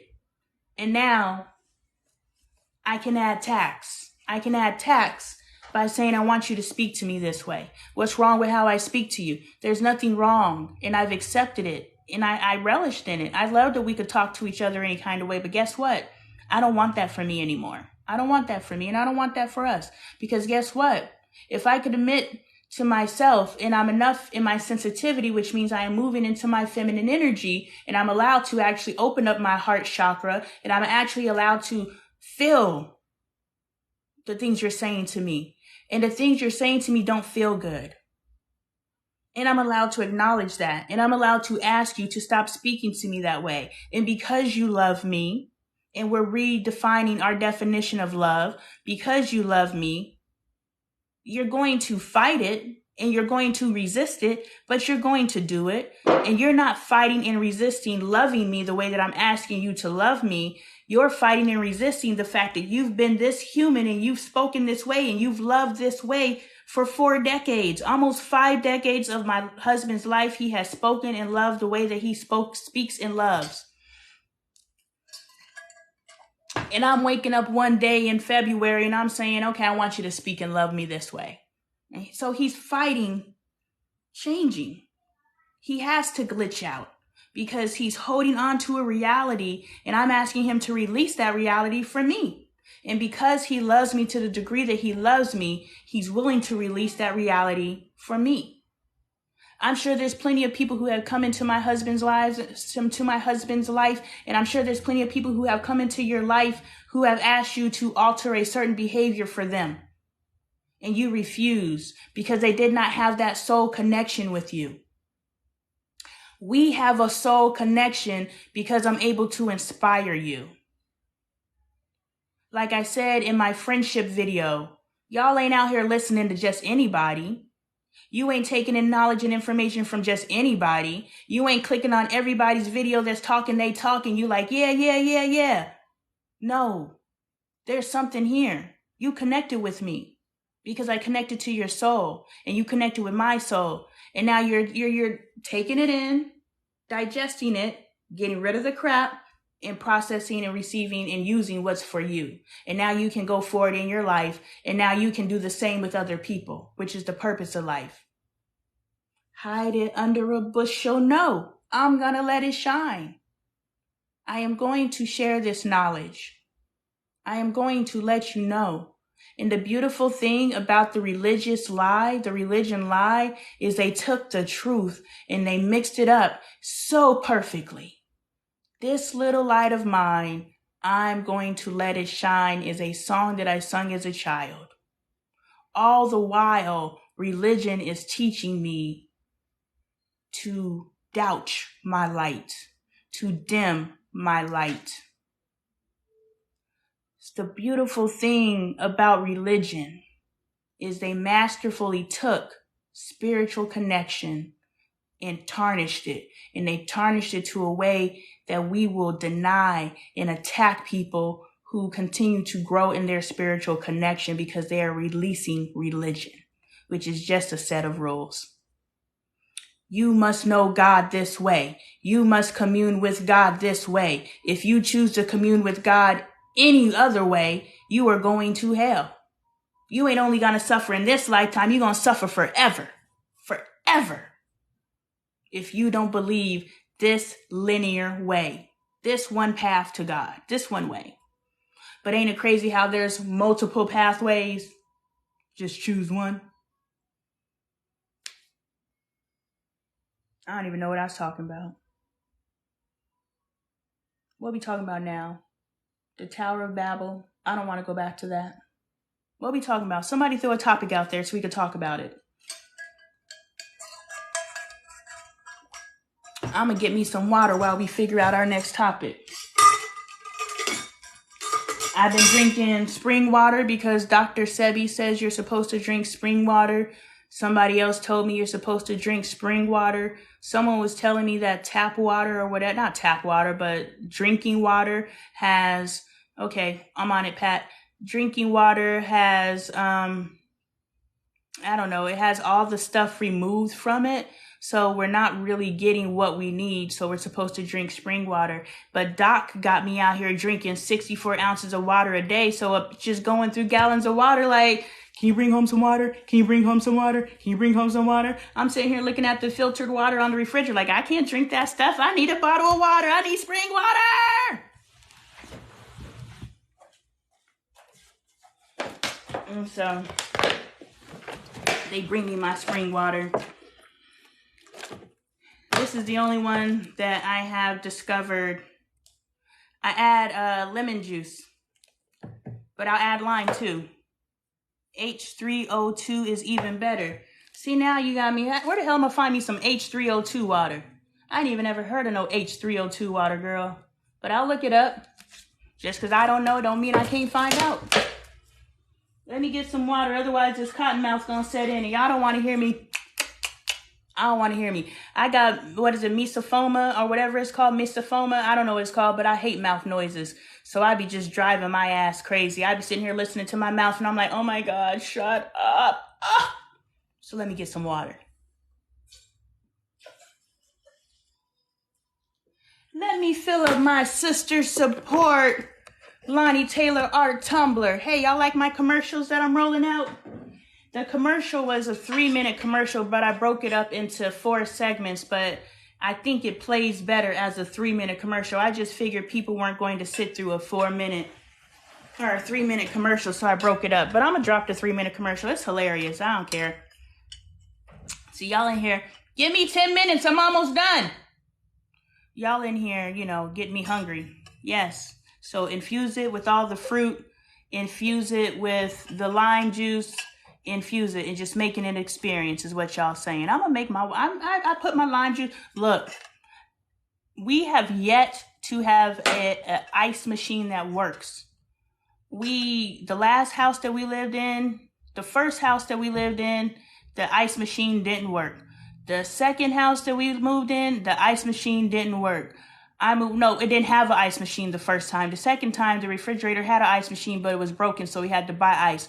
We got here, bought a brand new refrigerator, but the way that they manufactured the ice machine inside of the refrigerator, all the parts freeze and so it stops working. Now we don't have an ice machine. Do you understand how much of a luxury it is just to have cold water? Like,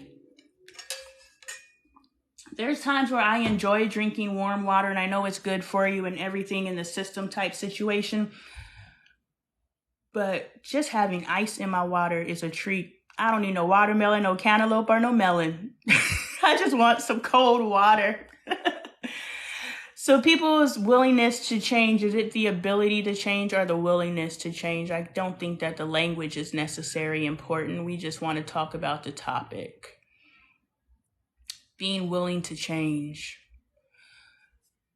When we are willing to change, and I'm going to talk until I start talking. You know what that means, I'm sure. Being willing to change. Again, the level of self-mastery. The level of self-mastery necessary to enter into a space of change is a space of self-love. And why I say it's a space of self-love is because you have to love yourself enough to know that you deserve more than what you've given yourself. And lack thinking and in the negative would be, I'm not good enough, therefore I must evolve. That is the space that I came from here. If you are struggling with, I'm not good enough, I'm not worthy of love, I'm not, get this book. Available on Amazon. Lonee Taylor is the seller. Available on Lonee Taylor Art, which will link you back to Amazon because I don't know how to set up a website and I just put the link in there. Either way, you're buying from Amazon, but it's easier to find the right seller through my website. But to say I need to change because I'm not. We want to ultimately evolve from the space of knowing that there is a space of improvement, altering behaviors, altering philosophies, altering beliefs, altering whatever it is. There is a space of improvement simply because we can be better. When my husband's like, I don't need to change, I ask him, so you're saying that you have achieved your pinnacle? You cannot be more. You cannot be more. You cannot be more. Well, yeah, I could be more. Then you can change, and you need to change because why don't you want to be more? And to be more does not say there's anything wrong with Lonee right now. There's nothing wrong. I am dope as fuck and I'm so comfortable in my skin right now. I love her. The only thing I'm struggling with, and yesterday I was walking around with my afro, I felt cute. But the only thing that I have identified today, because as long as I am improving, I will always identify an area of improvement. I'm a process improver, which means every process can be improved upon. I cannot update my system in I think I went too far with that one. In 2010, I can't update my system and then in 2023 say, well, I tried that. That was earlier in the live. I tried that already. Well, yeah, you tried it in 2010, but what was available in 2010? The awareness that was available to you in 2010, the external resources that were available to you in 2010. You cannot limit your possibilities in 2023 based on your attempt in 2010. Your attempt in 2010 simply was you having the awareness that evolution and change was possible, but the resources were not. Does that mean you stopped? No. That just means you reconvene and you come back. And you trust in the fact that if you tried it once, then you can try it again. And at that time, it may work. What I'm doing right now, I tried before. What I'm doing right now, I tried before. And I could have left those tries back in 2000 whatever, but I'm trying them again in 2023 with different resources. And so when we are changing ourselves, we cannot get stuck in our past attempts because our past attempts were in the energy that they were. This is new energy, and the fact that you are contemplating it in this new energy means it's time to try again. And let's take try out of it, because now we're in a space that I believe that we can kick ourselves into these new spaces. They call it forming habits. A habit is on the current incarnation spirit side, the physical world, forming a habit. A habit is just you coming into in spirit, which means you tap into your soul and your current incarnation or your spirit align. And now we're doing something. Now we have formed a habit and now it has become a part of our lives. And that is what change is. Change is being inspired to do something. Your soul gets on board. Y'all come together and y'all get to work. So change is definitely possible. You have to believe in your ability to change. You have to believe in your ability to stick to it. You have to believe in your ability to tap into your intuition, and you are not listening to your spirit. You are listening to your soul, and you are being guided. And when you know that you are being guided, then you are doing the work. But you have to be intentional in doing the work. Yeah, that's what I got on change. Did I teach something? Did you get something? Yeah. Change is possible. Change is beautiful. Thank you. Change is necessary. Seasons change. We sit and we watch these trees go in and out. Leaves, colorful. Underground. Back up. Leaves, colorful. Underground. Back up. Grass, alive. Dead, grass, grow. Grass, dead, grass, grow. We sit here and we watch all of these changes happening around us, and then we're like, thank you, sis. But somehow we believe the most sophisticated being walking this earth, a human, is incapable of change. When we have literally watched as we destroy these animals' environments, as we could destroy this earth and drought it. We are watching as our oceans are overheating. We are watching as we continue to knowingly destroy our planet. Like, where the hell we gonna live? We'll just keep bumping the air condition. You could get hotter. It's okay.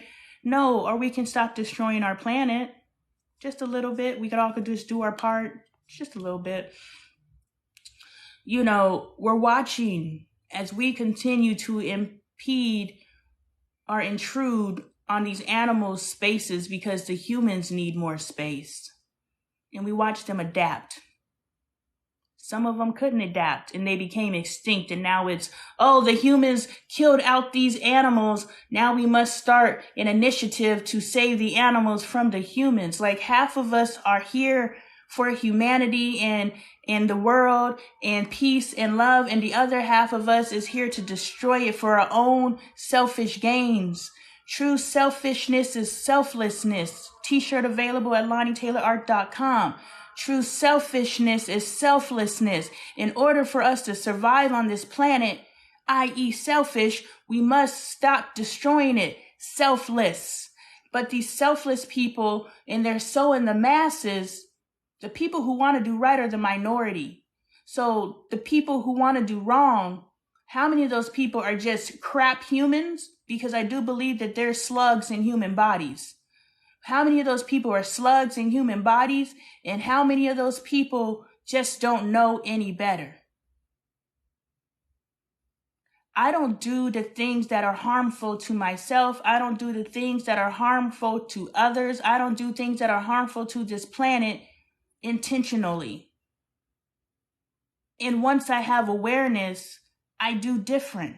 I started composting because I understand. I started recycling because I understand. If I don't compost one time or I don't recycle, I feel bad about it because I know what I'm doing. I have awareness now. It's the people who have the awareness and still not to choose to apply it. You know better, you do better. No, you know better, you choose better.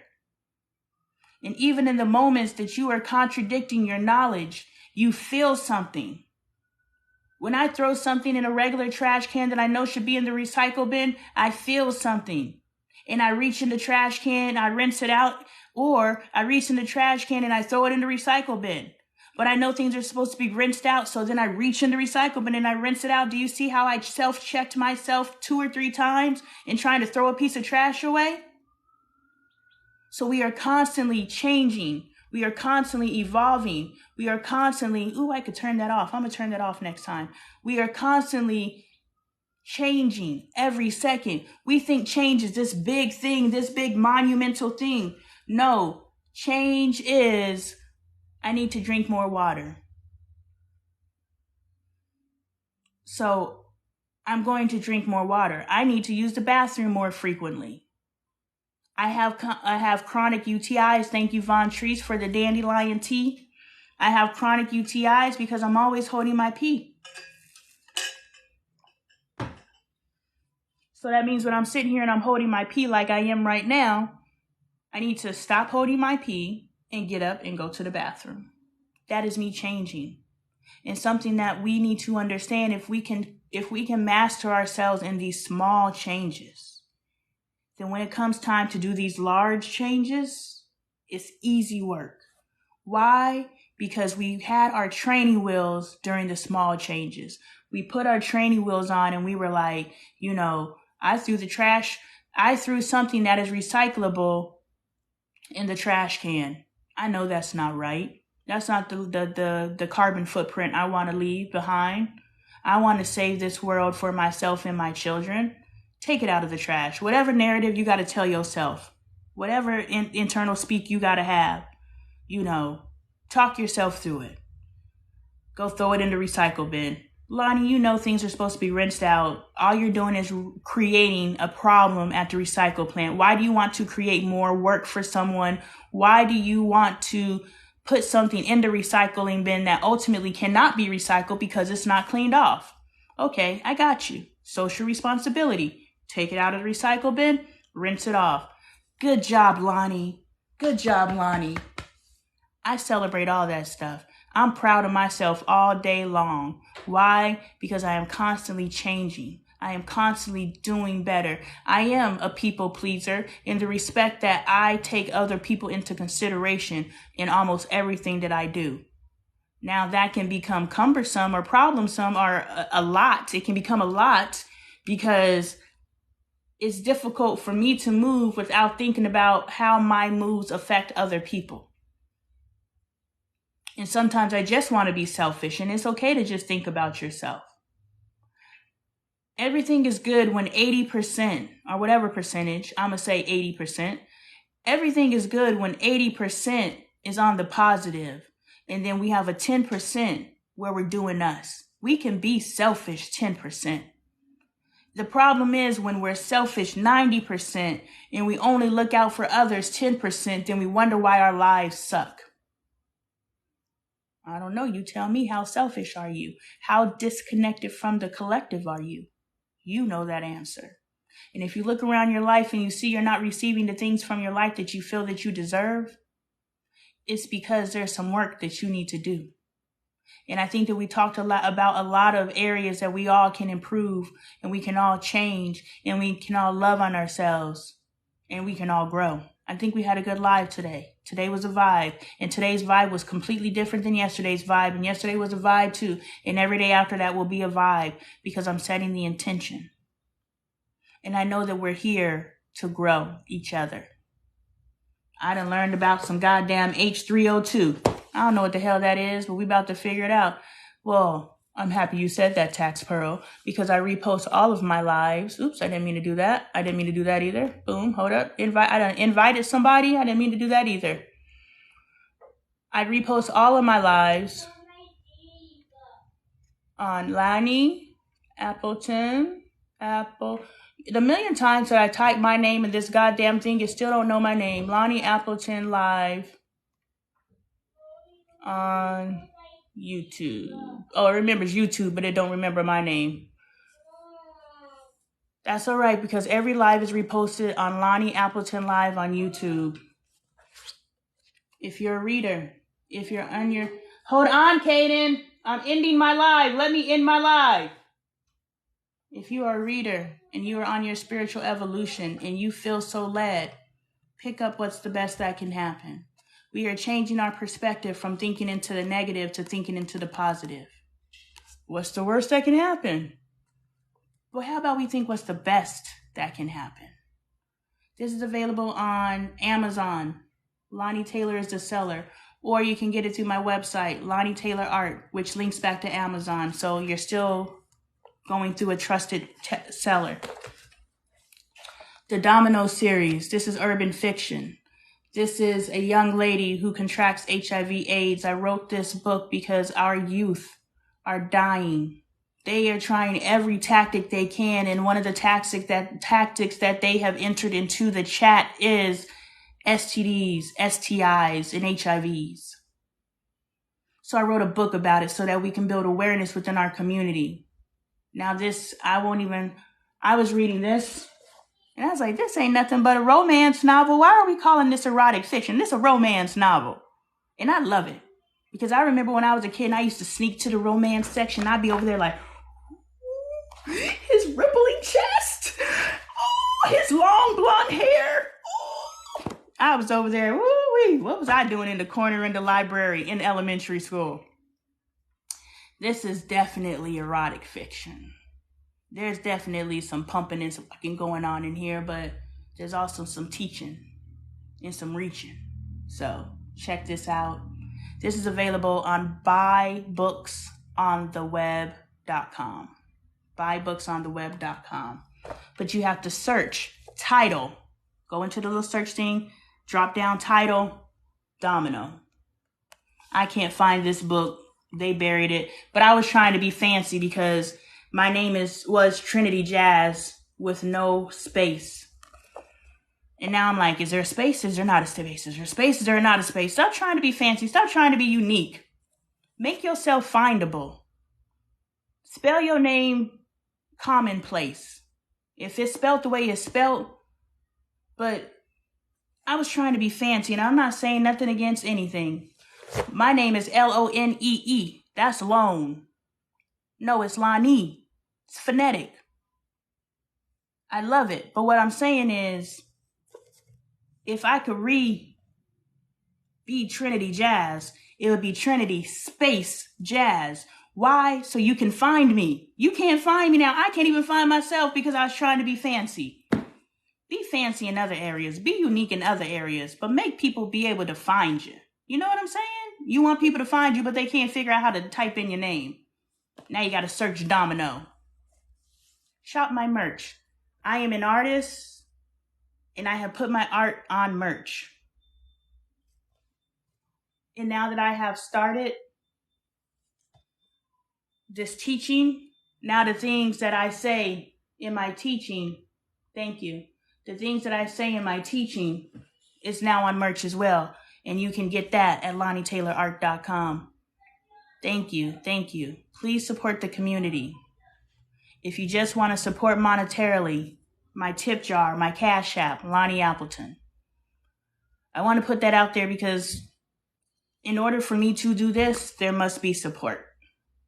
Otherwise, I got to go out and get a job. So at the end of my lives and during my lives, and I'm really trying to create the network where we are just supporting each other.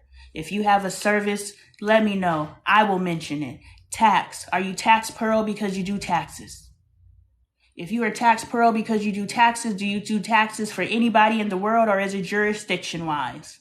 If it's jurisdiction-wise, then I don't know. Well, I can mention you so that people in your area can use your services. Patricia, you do hair, but Patricia's also an artist. She's a beautiful muralist. I believe I'm remembering correctly. If I'm misremembering, I apologize, but I believe you're an artist. I try to compartmentalize and remember people how, do you do art and you sell it? Kaden, there's 2 bathrooms in the house. Go pee in your bathroom.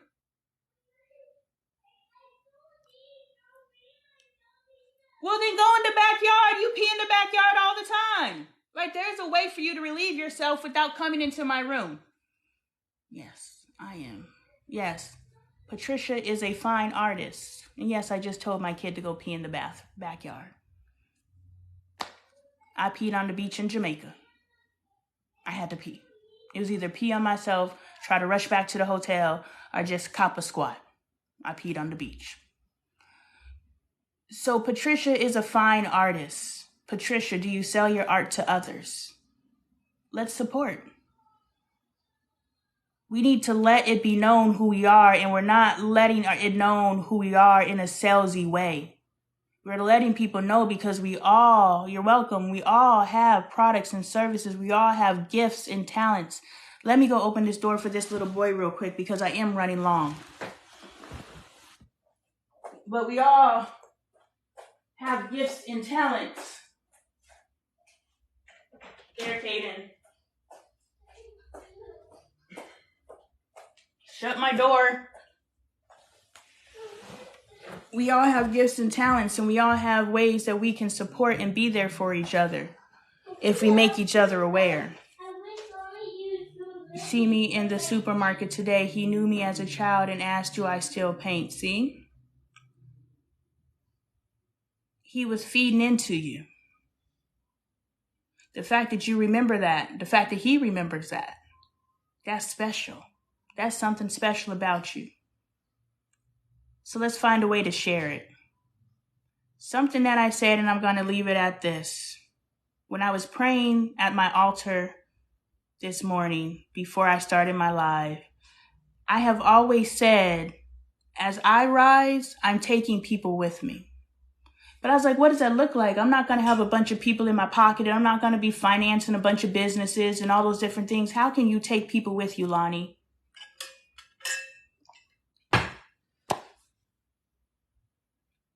I'm taking people with me by connecting people.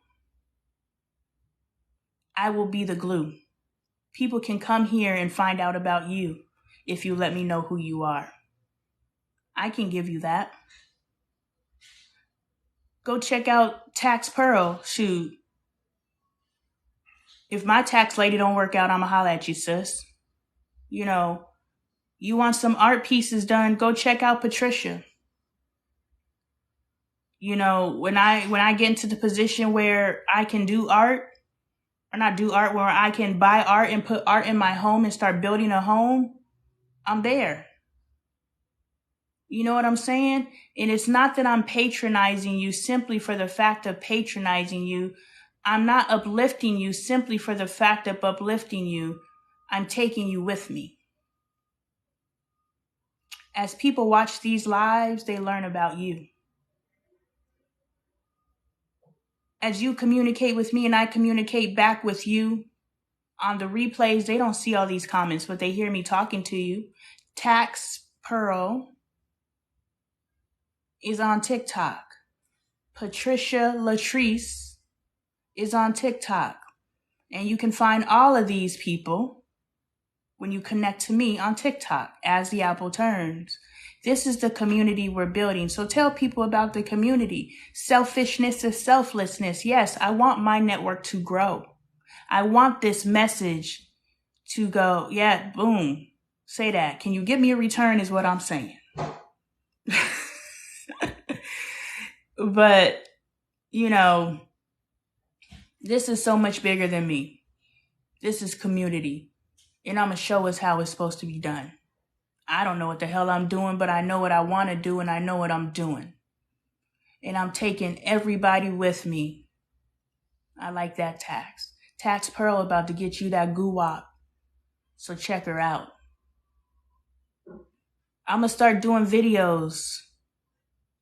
I was doing Follow Fridays and these different people, but I didn't know how to do it, but it's being reignited. I had the idea when I first got, nope, you said you had to use, don't even bring yourself in this direction. Back out.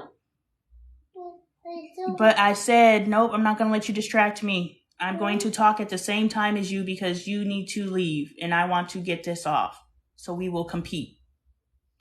And so what I want us all to do is, nope, what I want nope, go that way. What I want all of us to do is to connect in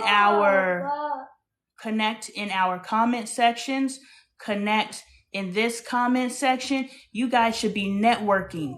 This is a networking opportunity. You are being connected with people that you probably wouldn't have connected with before. And I am giving you, now don't get in here and be like Prima Donna where she be on the boom booms, what's the thing? The verses, you know, Prima Donna. But while I was judging Prima Donna showed me how to sell herself. Prima Donna being the verses and everything that happened within that verses, she found a way to make it relevant to a god dang air fryer. Prima Donna is selling spices in air fryers during the goddamn verses. And it's beautiful. And I would sit there and I'd be like, oh shit, my kids are outside. I gotta go. I would sit there and I'd be like, this is crazy, Prima Donna, but this is brilliant, Prima Donna. Hey, if y'all are willing to go with me, I want to keep this conversation going. I was like, this is brilliant, Prima Donna, because you were selling stuff in the most irrelevant space. But you are in a place where there's hundreds of thousands of potential customers. And you are letting these people know, let me find, I got all these shoes and I can't ever find a pair of shoes just to slip on. Oh my God, my toes. I can't put my toes in a shoe because I kicked the wall yesterday. Hey, Mom, That hurts. why you didn't buy a pair to bed on? Because I don't know why I can't ever find a pair of shoes. Then I'm out here limping. God dang it. The things I do for kids. Anyway, but prima donna, it's okay to judge. The reason why you judge, remember the pendulum, y'all. It's okay to judge because in that judgment means that something caught your attention. You know what I'm saying? How you gonna bring my hair tie outside and then drop it on the ground? That ain't right. I don't see your hair cover. That little thing, not my hair cover, my hair tie. I don't see it. That black thing that you brought outside. Anyway, prima donna, yo, I don't want you to drop this, so give this to me. Yes, I got my makeshift way that I let my kids in the house. Don't judge me, judge yourself. I ain't gonna tell y'all what I'm doing because you're gonna think I'm an irresponsible parent. But just know my kids ain't gotta walk 10 minutes in the heat because I done found a way to get them to the house quicker. Bye, John. Anyway, watch out. Prima donna taught me how to sail. Prima donna taught me how to tell a story about hating my hair. And now I can tell you about purple knits, purple sky knits, and how she makes hats. You know what I'm saying? Prima donna did something there. Oh yeah, so judgment. Judgment is good because that means something has relevance to you. You're paying attention for a reason. We think we're paying attention because we want to judge it and we want to compare them against us. Nah, we're paying attention because there's something for us there. And I used to sit there.